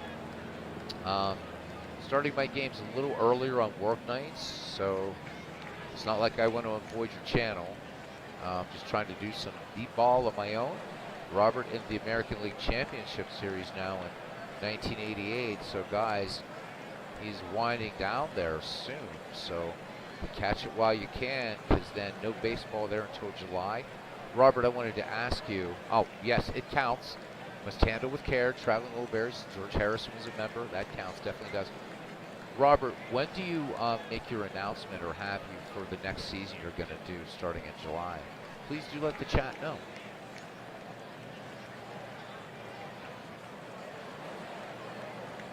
Right, big clue. To look at it, you would guess this is the 3rd oldest park in baseball. Crazy. Looks like they didn't update the graphics too much in there, because that should be a 76 up there in left and right field above the scoreboards. It's 21, so I guess this is the Out of the Park 21 model, and looks great, doesn't it? Really, really does. There's for the All-Star game. I'm telling you guys, within, I would say, 2 to 3 iterations, it's not going to be at MLB The Show level, but it's already the best looking text baseball sim, and I think this is just going to get more insane looking. And again, good, made excellent progress this year on the historical model, did some testing offline, and it's playing better when you're doing some season replays, things like that. Not quite there with Action PC, but a huge improvement in every single aspect over last year's version. Sandy Koufax into his motion, the 1-2 delivery, and Willie Mays lines this one to center. Does it have the distance? Does not. 5 feet short of the track is the Duke of Flatbush to make the catch. So no runs, 1 hit, no errors. A runner left in scoring position. We go to the bottom of the 3rd inning. The Dodgers holding on to a 2-1 lead over the Giants, as Christy Mathewson will face Jackie Robinson, Pedro Guerrero, and Duke Snider. Jackie 1 for 1 in the game. 1 of 2 Dodger hits. Matty deals full count to Jackie. Robinson takes outside, ball 4, and Robinson, known for being able to unnerve pitchers. Can he unnerve the dead baller? Posey now ready to set up for Mathewson. Looks like Posey's going to go out to the mound, have a little chat with Mathewson, go over the signs with him. There was a wild pitch back in the first inning, scoring the Dodgers' first run. All right, Posey back behind the dish, and Pedro Guerrero. Matty checks the speedy Robinson at first. And there goes Robinson. Posey up with it. The slide, close call at second. But Jackie Robinson picks up his second steal of the season. Jackie, a potent weapon. The Dodgers with his potential third run in scoring position. Now Guerrero back in the box. Here's the 1-0 delivery. Steve Mathewson. Guerrero walking his last time up. Bounces this one to second. And up with it is Robbie Thompson. And he'll fire it on to Willie McCovey at first for out number one. Jackie Robinson moves to third. Duke Snider. Mathewson sets. And Robinson dancing far down the line at third. Here's the 0-2 delivery to the Duke of Flatbush. And Duke Snider, big swing and a miss. So Christy Mathewson bringing a fastball in there to dispatch Snider. Robinson holds third, and here's Matt Kemp. Kemp today is nothing for one. Matty once again from the stretch in the 2-2 to Matt Kemp. Big pitch here. Kemp dribbles it down the third base line. The play at first, not in time. Kevin Mitchell making the strong peg, but Matt Kemp, good speed, gets the infield hit. RBI single as Jackie comes in to score, and it's 3-1. Jackie Robinson showing that small ball works. So Kemp aboard, and here is Jacques Fournier.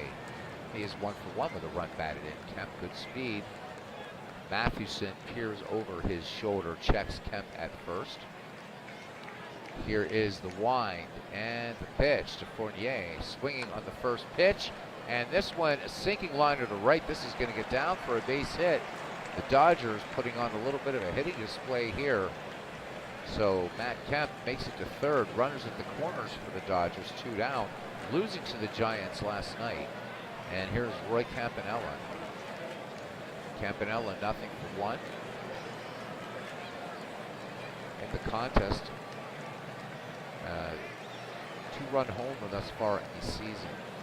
Mathewson working from the stretch, and the 1-0 to the great Campanella. And Campanella lines this one to center field. This is going to get down in front of Willie Mays. Campanella picking up the RBI single as Kemp comes in with the 4th Dodger run. So the Dodgers scoring 2 in the first, 2 in the third. Fournier at second, Campanella at first, and here's Adrian Beltre, nothing for 1. Mathewson in a spot of trouble here. The 1-2 delivery to Beltre. Beltre swings, and Mays drawing a beat on this one, and it should be out number 3, and indeed it is. But the Dodgers pick up 2 runs on 3 hits and a walk. They strand 2. It's now a 4-1 Dodger lead as we go to the top of the 4th inning. Barry Bonds, Willie McCovey, and Kevin Mitchell to bat for the Baysiders. Bonds nothing for 1 in the game. RGO Network. Okay, so he says the 7th Inside Pitch Season Selection Show is coming up as soon as both the American League and National League Championship Series are done. John GFW coming in saying good evening to everybody. 4 seasons are selected where you can vote during the World Series.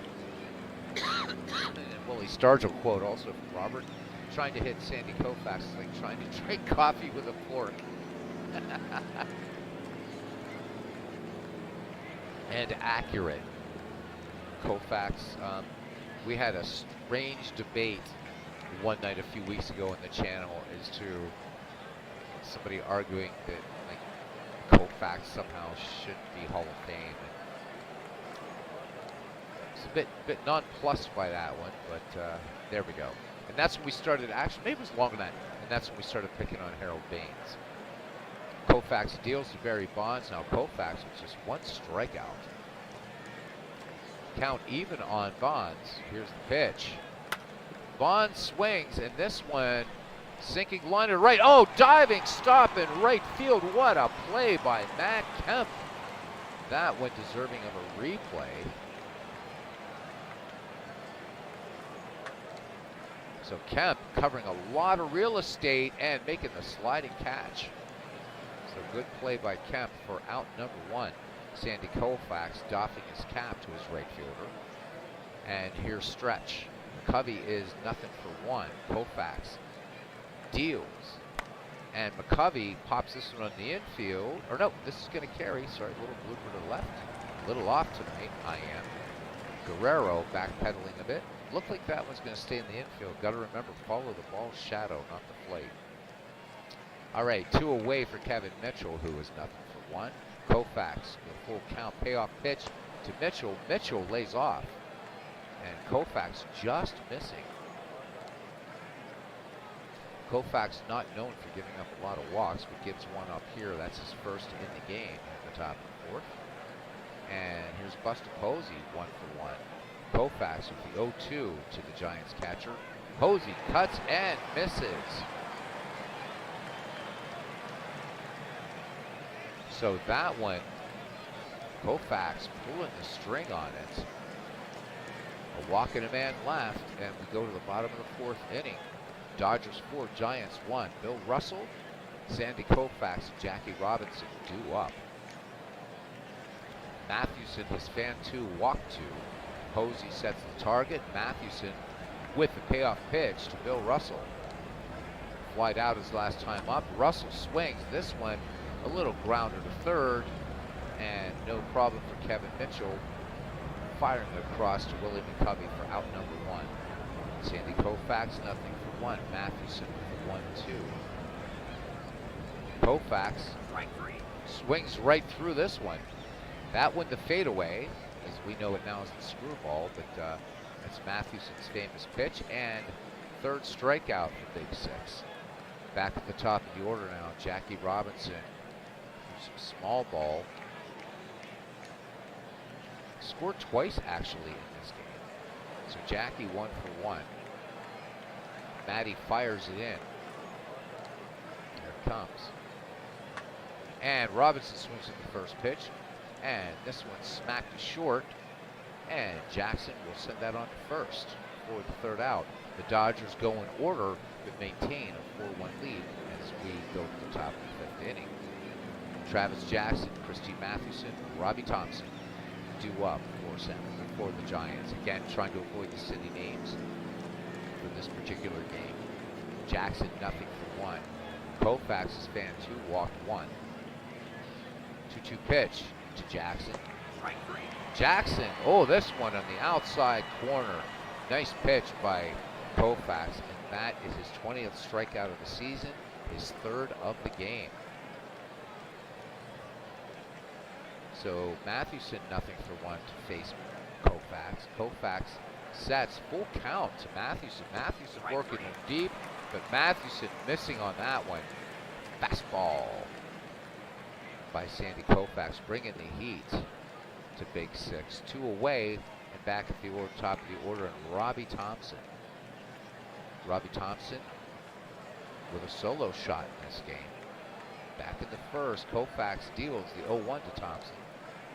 Thompson cuts on this one. Looks like a base hit to center field, and indeed it will be, getting down in front of Duke Snider. So that, baseball fans will be hit number 5 for the Giants. 2 down, Mel Ott batting here. Perfect 2 for 2 at the plate.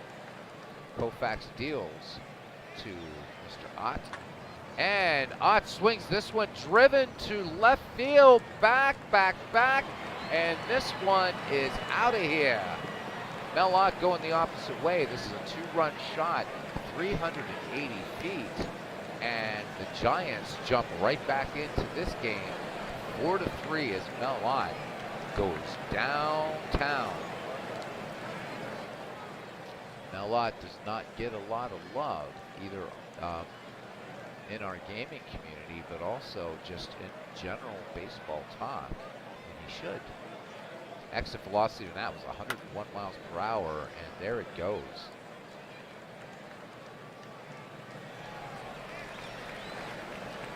Touch them all, Master Melvin. So Guerrero trying to get the leap and grab, but just too much on that ball for Guerrero to get to it. So 4-3, and we do have some people down here from Northern California, little spots of orange and black here in the stands. So some Giants fans making the trip down to Los Angeles. Some Giants fans coming down. Say Hey Kid, nothing for two. Koufax with the 1-2 to Mays. Mays swings, and this one, a little loop to center field and down into the glove of Snyder. Side retired. However, two big runs for the Giants on that home run by Mel Ott. Nobody left, and San Francisco, or the Giants, easing closer. It is now 4-3. Pedro Guerrero, Duke Snyder, and Matt Kemp will bat for the Dodgers here in the bottom of the fifth, the number 2, 3, 4 hitters. Matty with 3 strikeouts, 2 walks, just down 1 run now. 2-1 delivery to Guerrero. Guerrero cuts on this one, lined right to third, and Kevin Mitchell goes it in for out number 1. Mitchell had it played perfectly. 1 away for Duke Snyder, 0-2. Duke Snyder, a dangerous bat. Off to a decent start in the season, hitting 261 as a racing bat. 3-2 pitch coming in now to Duke Flatbush. And Snyder smacks this one up the alley and to left, and this is going to be extra bases. Karaming off the wall, and Snyder in there with the double. So Barry Bonds playing it off the Karam. Snyder in at second by the time Bonds gets the ball and gets it in. So potential 5th Dodger run in scoring position here in the bottom of the 5th, 1 away, and Matt Kemp will bat. Kemp 1 for 2 with a run batted in. Kemp also with a stolen base in this game. Matty with a 3-0 to Kemp. 3-0 pitch, and Kemp walks on 4 straight. This one low and inside. 3 walks now for Mathewson. Mathewson for the season has struck out 10. Koufax 20. So Matty even in strikeouts and walks. 2 aboard for the Dodgers, 1 down. Snyder at second, Kemp at first. Robert saying that Koufax was the best left-hander in baseball history. Buster Posey sets the sign for Matty. Here is the 1-2 delivery. And Jacques Fournier, a little blooper to left, but looks like this is going to stay up long enough to land into the glove of Barry Bonds. The runners hold, and here's Roy Campanella. Campanella with an RBI in this game. He's 1 for 2. Snyder at second, Kemp at first. 2 down. Here's the 1-1 to Campanella. Campanella sent this to right field. Charging in on this and making a catch is Mel Ott. So the Dodgers leave 2. And the score remains the Dodgers 4 and the Giants 3 as we go to the 6th inning. Barry Bonds, Willie McCovey, Kevin Mitchell to bat for the Baysiders. Campanella sets the target. Koufax with the 1-0 delivery to Barry Bonds. Bonds swings. This one a high fly ball to left, back on it, and you can kiss it goodbye.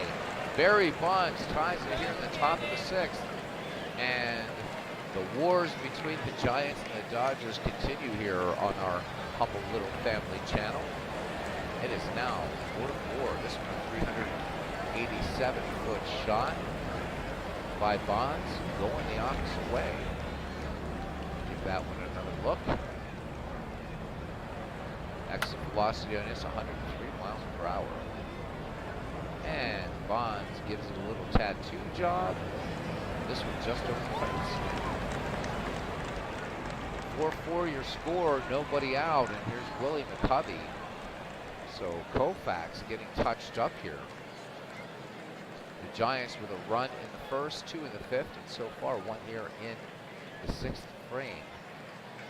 Stretch, nothing for 2. Count even. Here comes Koufax. Oh, called strike 3. And that one right down the middle. McCovey did not even move a muscle. So 1 away. Kevin Mitchell now will stand in against Koufax. Shaping up to be a pretty good ball game here. A couple long balls. 3, I think, to be exact. Koufax with a 3-1. Mitchell cuts on this one. Flare out to left field. And Pedro Guerrero coming in and making the catch, calling off Duke Snider. So 2 away here for catcher Buster Posey. He is 1 for 2 against Koufax. Sandy delivers the 3-1 to Posey. Posey looking at ball 4. This one just a bit low. So Koufax walking his second to accompany 5 strikeouts. And here's Travis Jackson. Jackson nothing for 2. The 1-1. Jackson swings. This should get down for a base hit in front of Duke Snider.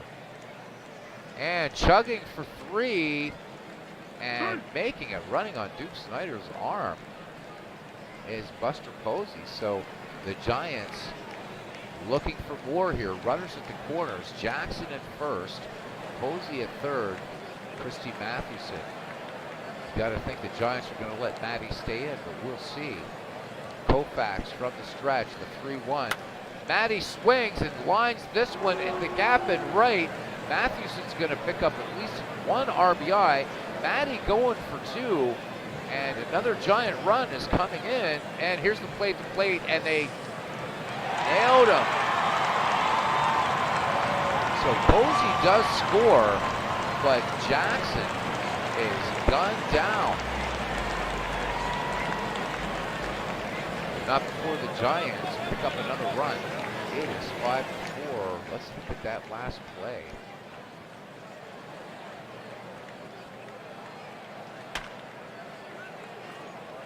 So this one bouncing all over the place.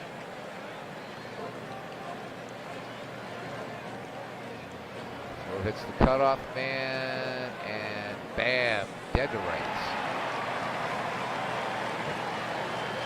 But Christy Mathewson, oops, there we go. Christy Mathewson helping his own cause. It's now 5-4 Giants. Bottom of the 6th, and Christy Mathewson will face Reggie Smith. Reggie Smith coming into pinch hit now for the Dodgers. Smith 1 for 2 this season. Legend Sports Universe. Good evening, Beatles and Chatters. Good evening, Legend Sports Universe. Sony should be thanking Legend Sports Universe as quite a passel of peasants and princes alike are buying PS5s thanks to you. Just want to let you know I'm going to be doing some MLB The Show on my channel, but I don't want to do, in other words, I'm not going to be using your file or anything like that, so I'm buying both editions and picking up MLB The Show 22 to pick up some mods that are out there from other guys. So just want to play with it a little bit, but certainly wouldn't try to steal your thunder, couldn't anyhow. Excellent broadcaster, and in addition to RJO Network, another channel I strongly urge you to subscribe to and check out Legend Sports Universe. These guys have very, very unique, very different deliveries, but both a lot of fun and eminently knowledgeable baseball fans. All right, so Reggie Smith wearing some Red Sox livery, at least in the picture. And the picture will lead it off in the bottom of the 6th. San Francisco coming back from a 4-1 deficit, now leading 5-4 here in Chavez Ravine. Matty with 3 strikeouts, 3 walks, but also an RBI for Mathewson. 2-2 pitch to Reggie Smith. Matty brings it, and fastball will take care of Reggie Smith, and that's the 4th strikeout for Big 6. Bill Russell will now try against Mathewson, but he's been stymied in 2 attempts against the great man from Factoryville, Pennsylvania. Matty with a 3-1 delivery to Russell. And Russell lays off. Good eye by Bill Russell. This one just a little inside, and Matty has walked 4. So these 2 immortal pitchers not pitching the sharpest of games, but still a good tight ball game, 5-4. So Dolph Camilli now will pinch hit. Camilli, nothing for 1. This will only be his second at bat in the young season. Russell, decent speed at first. Matty checks the runner. The 1-2 to Dolph Camilli, who bats lefty. Camilli swings, and this one a little flare Texas League job into left, but getting a little bit of distance out of that. Crowd raised to its feet here. So I'm not sure if the wind picked that one up. It looked to begin to be a little flare, but gets down in the corner. Bonds gets it back in, but the Dodgers now with 2 in scoring position, 1 away, and we're back at the top of the order for Jackie Robinson. First base open. Pedro Guerrero on deck. Let's see what Mathewson decides to do here. Dodgers threatening this giant 5-4 lead here in the bottom of the 6th. Matty brings it. The 1-1 from the stretch. Little number, comebacker to Mathewson. Mathewson will go to first for out number 2. So big play to get Jackie Robinson. Mathewson needing to get by Pedro Guerrero, however. Guerrero looking for his first hit. 0 for 2 in the game. Matty working from the stretch. Full count to Guerrero. 2 in scoring position. Guerrero, chopper out in front of the plate, Posey up with it. And, a high throw to first. But they're able to get the 3rd out of the inning. So big pitches and good defense by the Giants, although Posey almost threw that away. The Dodgers leave 2 in scoring position, and we go to the top of the 7th. It's still the Giants 5 and the Dodgers 4. Let's check up on the chat. And he says, definitely appreciates that. Yeah, not going to use, that's your creation. I wouldn't use that without your permission. Offline, yes, I'm going to play with it offline. Looking forward to it. But no, I'm going to go back and find something somebody else did. And just have some fun with it occasionally. Just really excited about it. But so thanks. I know that MV and myself and a few others, our bank accounts, we thank you and curse you simultaneously, good sir. All right, Kenley Jansen will come in now for the Dodgers. So Koufax's day is done. We'll also see Pete Reeser at 3rd. He will stay in the game, or he will come in the game to play 3rd. So a little bit of defense down there. Otherwise, everything the same for these Dodgers.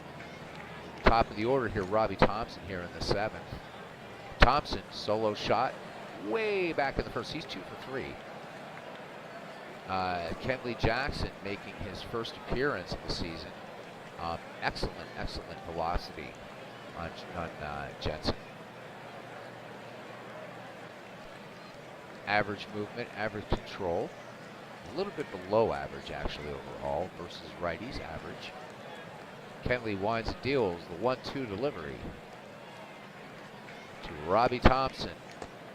And Robbie Thompson swings through this slider, 88 miles in the gun.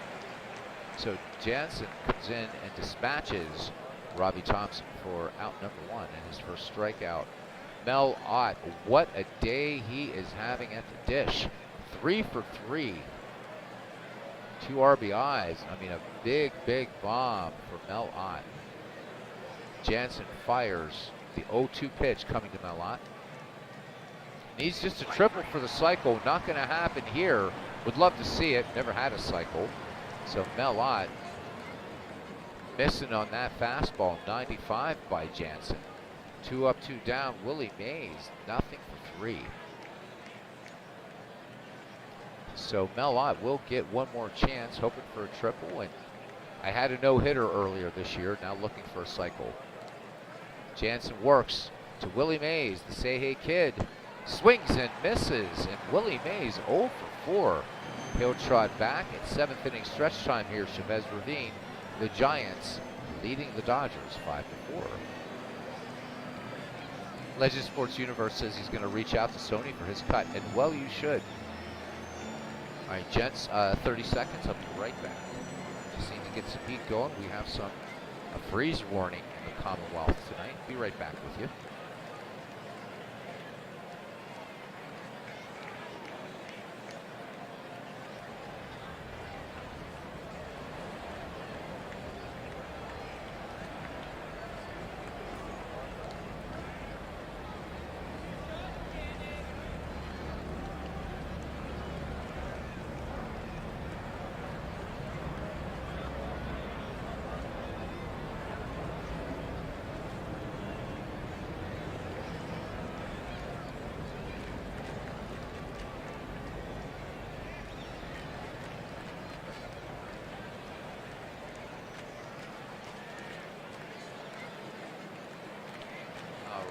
Back.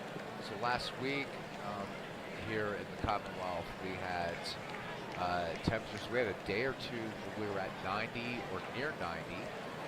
So air conditioning running.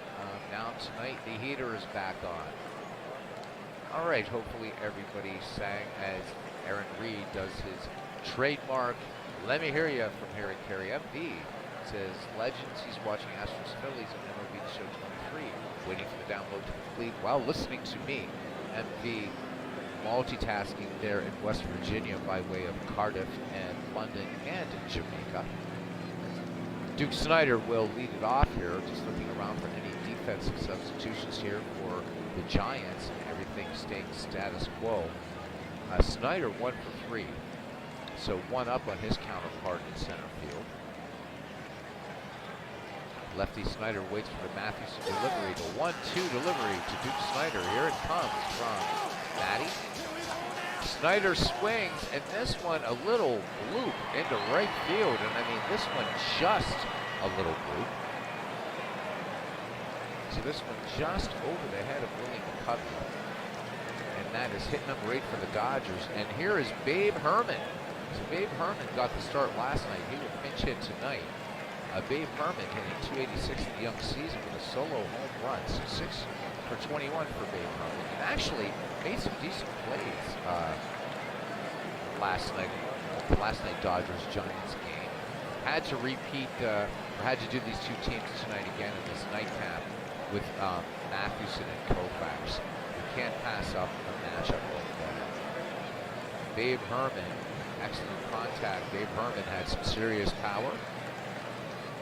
Believe it or not, and again, we're only in Game 5 of the season. He's leading the National League in stolen bases with 2, so I find that kind of funny. Babe Herman, not only in his fielding, but his base running exploits, legendary in baseball history.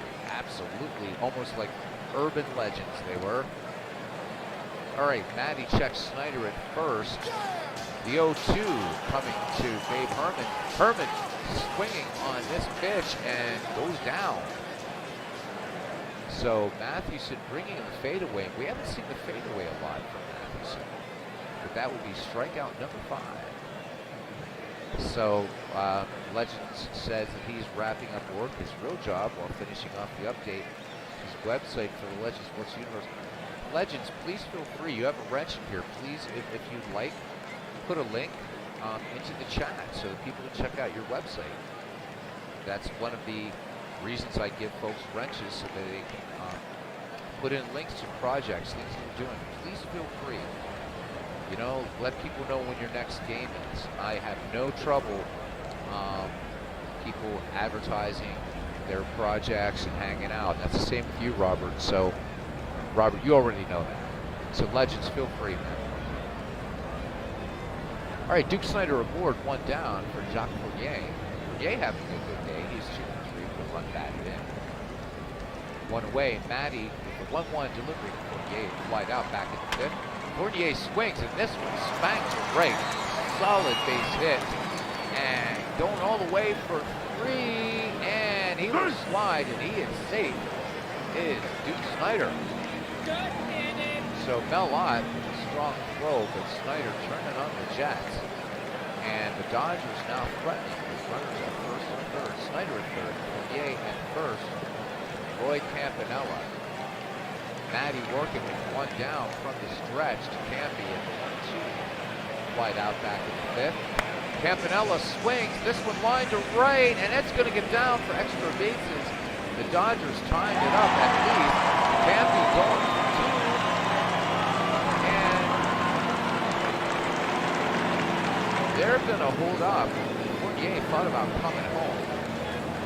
The Dodgers tie it up here now. 5 apiece, the 7th, and that is the 10th hit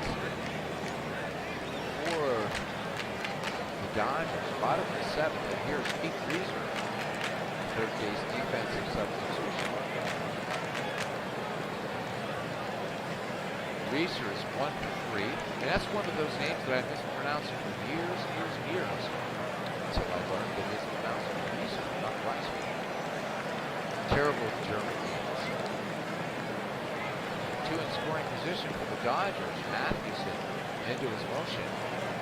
And they're going to intentionally walk Reiser. Setting up double play. And it looks like we have a pinch hitter for the Dodgers. Andre Ethier. And he's 0 for 1. Matty looking to induce a double play ball here. And actually, I'm sorry. So Christy Mathewson's day is done, and Ryan Wilson, he of the beard, will come in. Wilson has worked 1 inning this young season and has 1 strikeout. Ground ball pitcher. Fournier at third, Campanella at second, Reiser at first for the Dodgers. Wilson ready to deal now. 1-1 pitch to Andre Ethier. The lefty swings, and this one line to right. This one back in the corner, and this one is gone. Mel Ott unable to catch up to it, and this one a grand salami by Andre Ethier. And Los Angeles busts it open here in the bottom of the 7th. And I said the city name, I know. The Dodgers now leading 9-5. Ouch. So 3 of those runs charged with Christy Mathewson. And Cousin Ken Castro says hey to legends to himself, Eric and me. All are doing well. Thank you, Cousin Ken. We're on a streak here, getting you here. Pretty soon we'll be able to continue with the KCCL 19th Century and Dead Ball Tournament. Looking forward to that. Let's have another look at that bomb. Wow. And here it comes from Brian Wilson, Andre Ethier. And this one just a shot. And this one just over the fence. And that is the big ouch. Fireworks going off here at Chavez Ravine. We'll see Steve Garvey now. Garvey 0 for 3 in the season. And another nice thing, you get these little things that you got to look for in out-of-the-park baseball. So as the season progresses, you will also see occasionally how a hitter does situationally. So we see here that innings 7 through 9, that Steve Garvey is hitting 148. So nice, cool little touch there. We have something like that, of course, quite similar in, somewhat similar in action PC baseball. A couple other games have that as far as how these players do situationally. So I like that touch. Buster Posey sets the target for Brian Wilson. Wilson looking a little shaken, comes in and gives up the home run. The grand slam to Andre Ethier. Wilson deals. Here's the full count to Steve Garvey. Garvey swings, high fly ball to center field, and racing over and making the catch is Willie Mays. So 2 down, but 5 Dodger runs in here in the 7th. Back at the top of the order for Jackie. He is 1 for 3. Wilson deals. Robinson grounded out last time. Jackie cuts and misses. However, the Dodgers played 5 and we go to the 8th. Crazy game here. It's now 9-5 Dodgers. And Jonathan Broxton will come in to pitch for the Dodgers. Maury Wills comes in to play short. Raul Mondesi will play right. So a few little shakeups here for the Dodgers now with a 4-run lead. Barry Bonds with a home run in this game. He is 1 for 3. He will lead it off, followed by Willie McCovey and Kevin Mitchell. No production. Willie Mays, very, very cool bat, hitting just 130. In fact, you don't expect it, but Mays at 130, and let's not count Brian Wilson, Mays with the lowest batting average in the starting Giants lineup. Mays will pick it up again very, very early.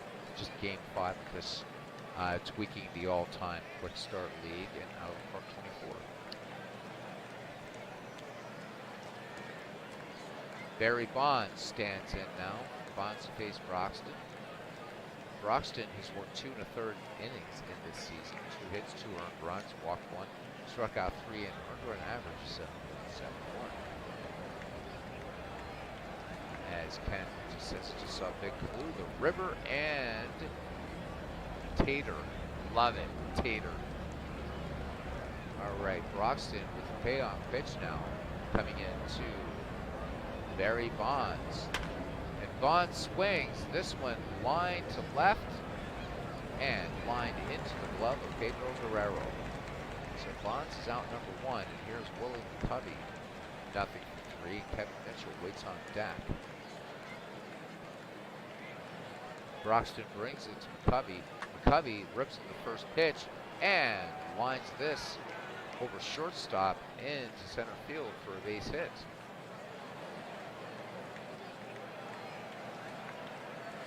So McCovey aboard, and here we go. That's hit number 10 for the Giants, 11 for the Dodgers. No errors in this game, although I think there should have been one, but kind scorekeepers here. Kevin Mitchell batting, nothing for 2 against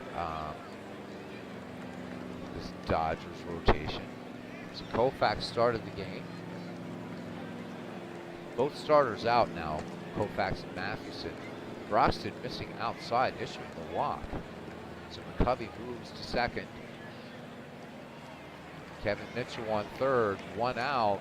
Buster Posey. Posey 1 for 2.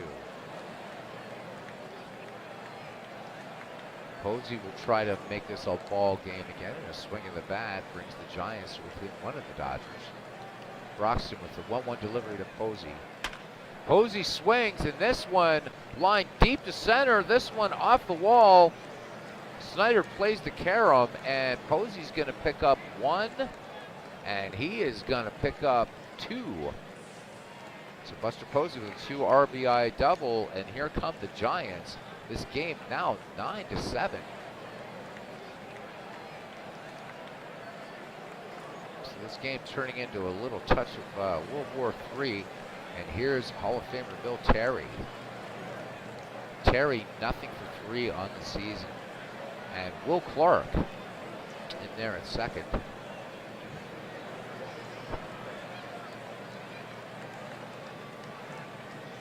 Broxton now ready to deal. Giants with a runner in scoring position.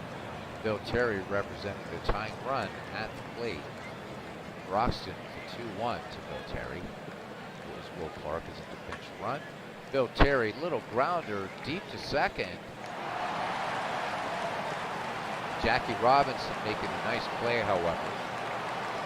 And we have an argument. The manager coming out to argue the call, and the umpire turns away rather than eject. So Clark moves to third, and we have baseball's first career home run king, Roger Connor. So Ken Castro comes into the chat and into the ballpark, and we get a 19th century player. Roger Connor, the all-time home run leader until Babe Ruth. Roger Connor, 2 for 2 in the season. 2 down, Will Clark in scoring position for the Giants. Broxton works from the stretch in the 2-1 to Connor. Connor swings, long fly ball to center field, but Duke Snyder has it in sight and makes the catch.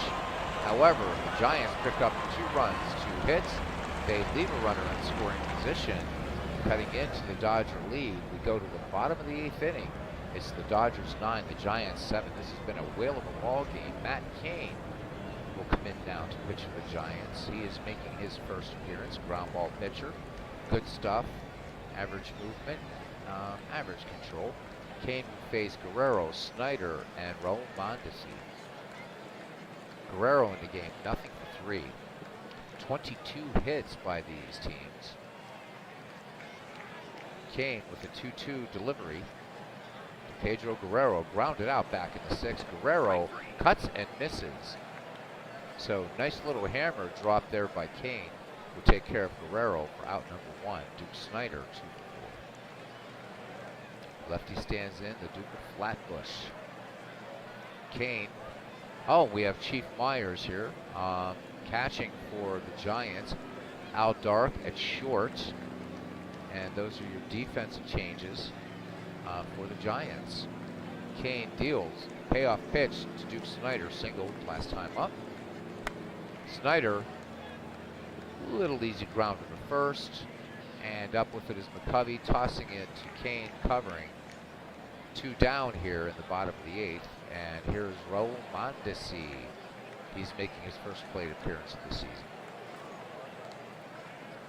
Matt Cain with a strikeout through 2/3 of an inning. 1-0 delivery to Mondesi. Mondesi cuts on this one. Coming in quickly is Mays, and he will make the catch.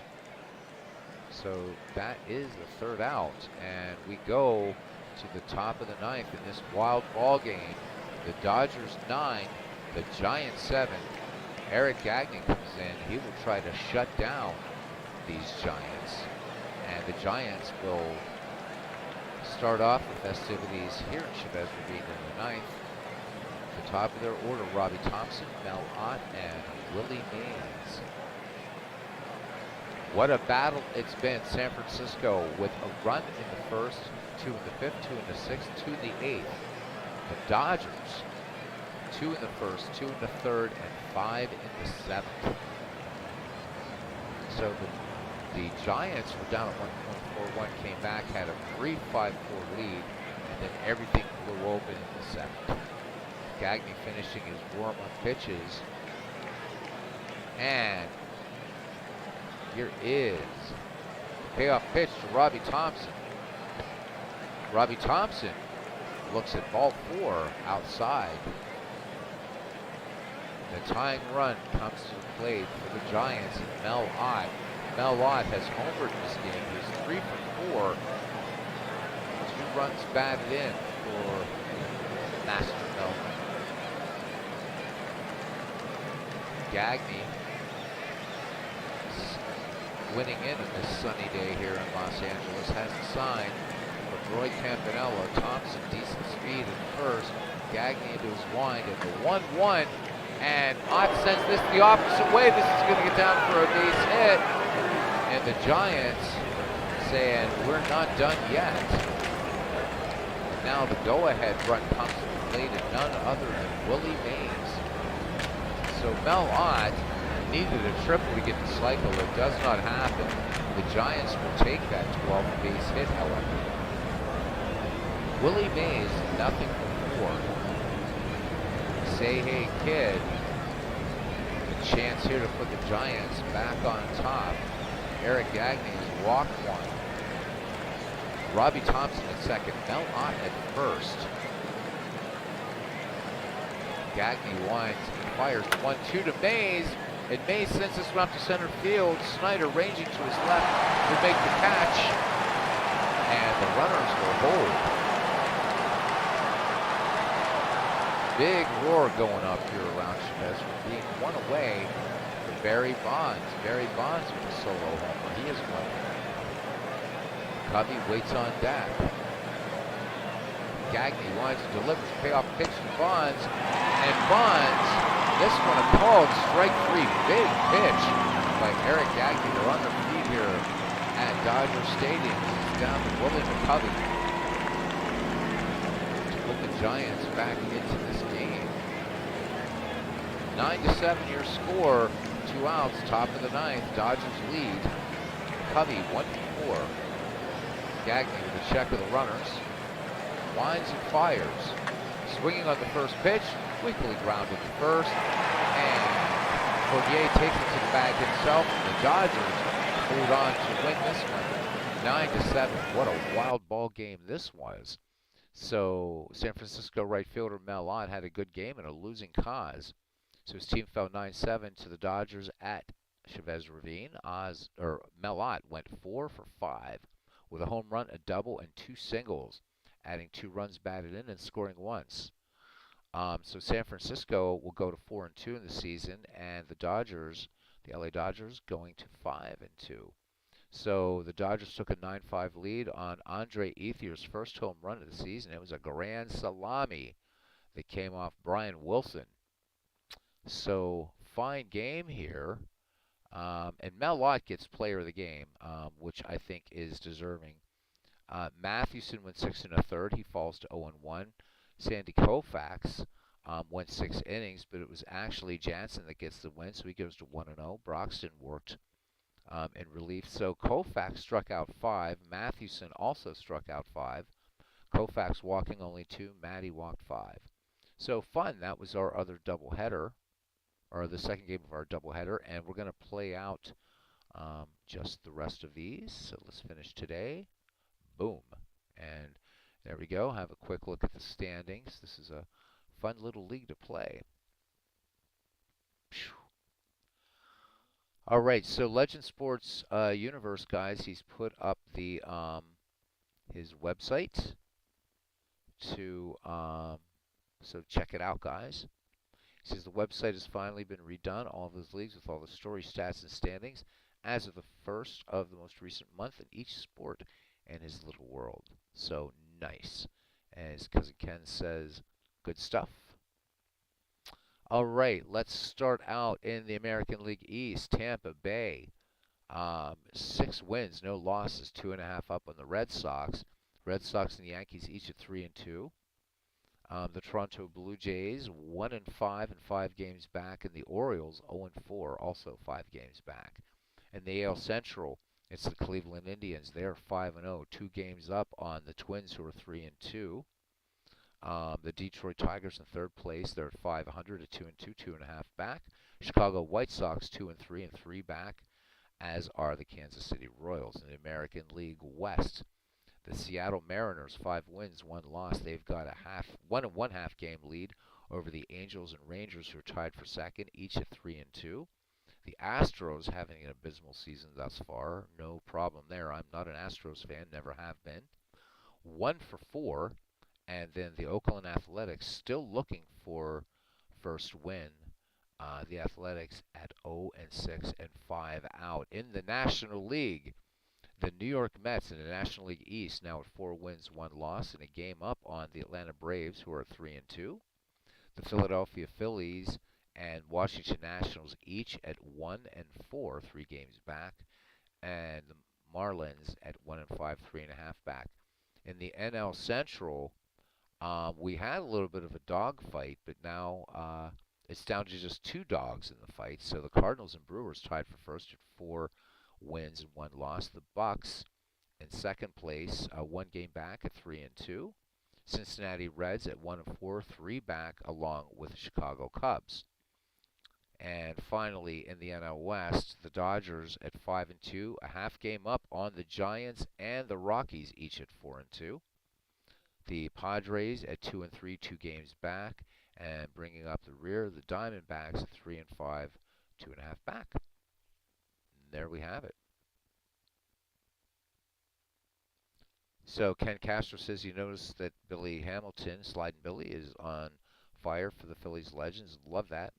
His favorite player of all time. Yeah, how about it, right? Let's have a gander.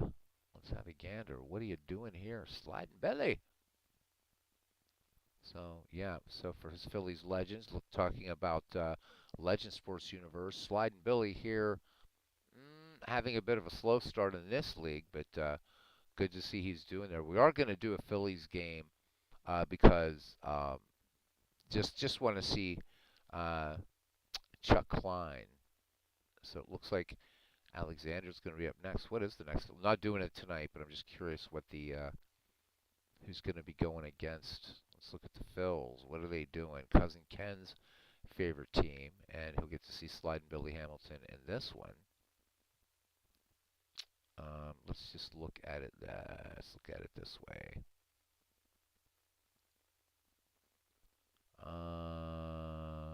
Let's act as the Philadelphia Phillies. And let's see who's coming up. Team schedule. All right, so the next game for the Phils is going to be versus the Chicago Cubs. And that will be on 6 April on this calendar. So I hope everybody had fun tonight. I certainly know that I did. So there we go. So the Phillies, it's going to be Pete Alexander. Oh my God, yep. So tomorrow night, oh, we can't. Tomorrow night's the draft. So the next time that we do this league, this is going to be a great matchup here. Pete Alexander and Three Finger Brown, Phillies and Cubs. So that will be definitely a featured game. All right, let's get back to the let's go ahead and save this game. Good to save it. And actually, we're going to go ahead and back up. So we're going to back up this one. Yep, start back up. There we go. Define a bit, Steve, and definitely can do it. I don't have to get up till 7:30 tomorrow, so we could definitely get in one. If you defined a bit, Tater, I love that nickname. Ken Castro bestowing the moniker upon our Steve Tate. So tomorrow night, draft should start around 8 o'clock Eastern. Looking forward to it. That's assuming that we have enough managers and people have agreed to the rules and all that kind of stuff. So tune in for that. Hopefully we will have our draft tomorrow. If we need an extra day, we can definitely do it Wednesday as well. So, but hoping that it's tomorrow night. I think Big Clue said we have 8 managers. It'd be nice to have 12, but he says you're free. So let's go to Steve Tate's house, because Steve has all the cookies and the cool stuff. Little head-to-head baseball with Steve Tate, and it would not be, again, not going to, I guess, what's up to Steve? I'm not going to broadcast. I like just sort of playing and talking. So my thanks to Steve Tate, to Cousin Ken Castro, Legend Sports Universe, MV, Aaron Reed, RJL Network, John DFW, Big Clue. I think Big Clue's off to sleep. Who knows? Christopher Slovic. Who knows what that heretic is up to, right? PQ Ribber stopped in to say hi, and of course, Cousin Ken Castro. Bobby Catalano stopped by the ballpark. I don't think anybody ninja'd in on me tonight, which is kind of nice. It's kind of embarrassing when that happens. All right, that is it. And Robbie Wartburg resuming his tradition as being the first in the ballpark. And Robbie says he is ready for the draft when called. Well, it should be tomorrow night unless there's any change. Just look in the Discord, and if not, we'll see you around 8 to 8:30 tomorrow. I'm hoping 8 o'clock. All right, guys. See you around the batting cage and at Steve Tate's place. And he's going to ping me in 3 minutes, and the clock starts now. See you guys around the batting cage. Thank you.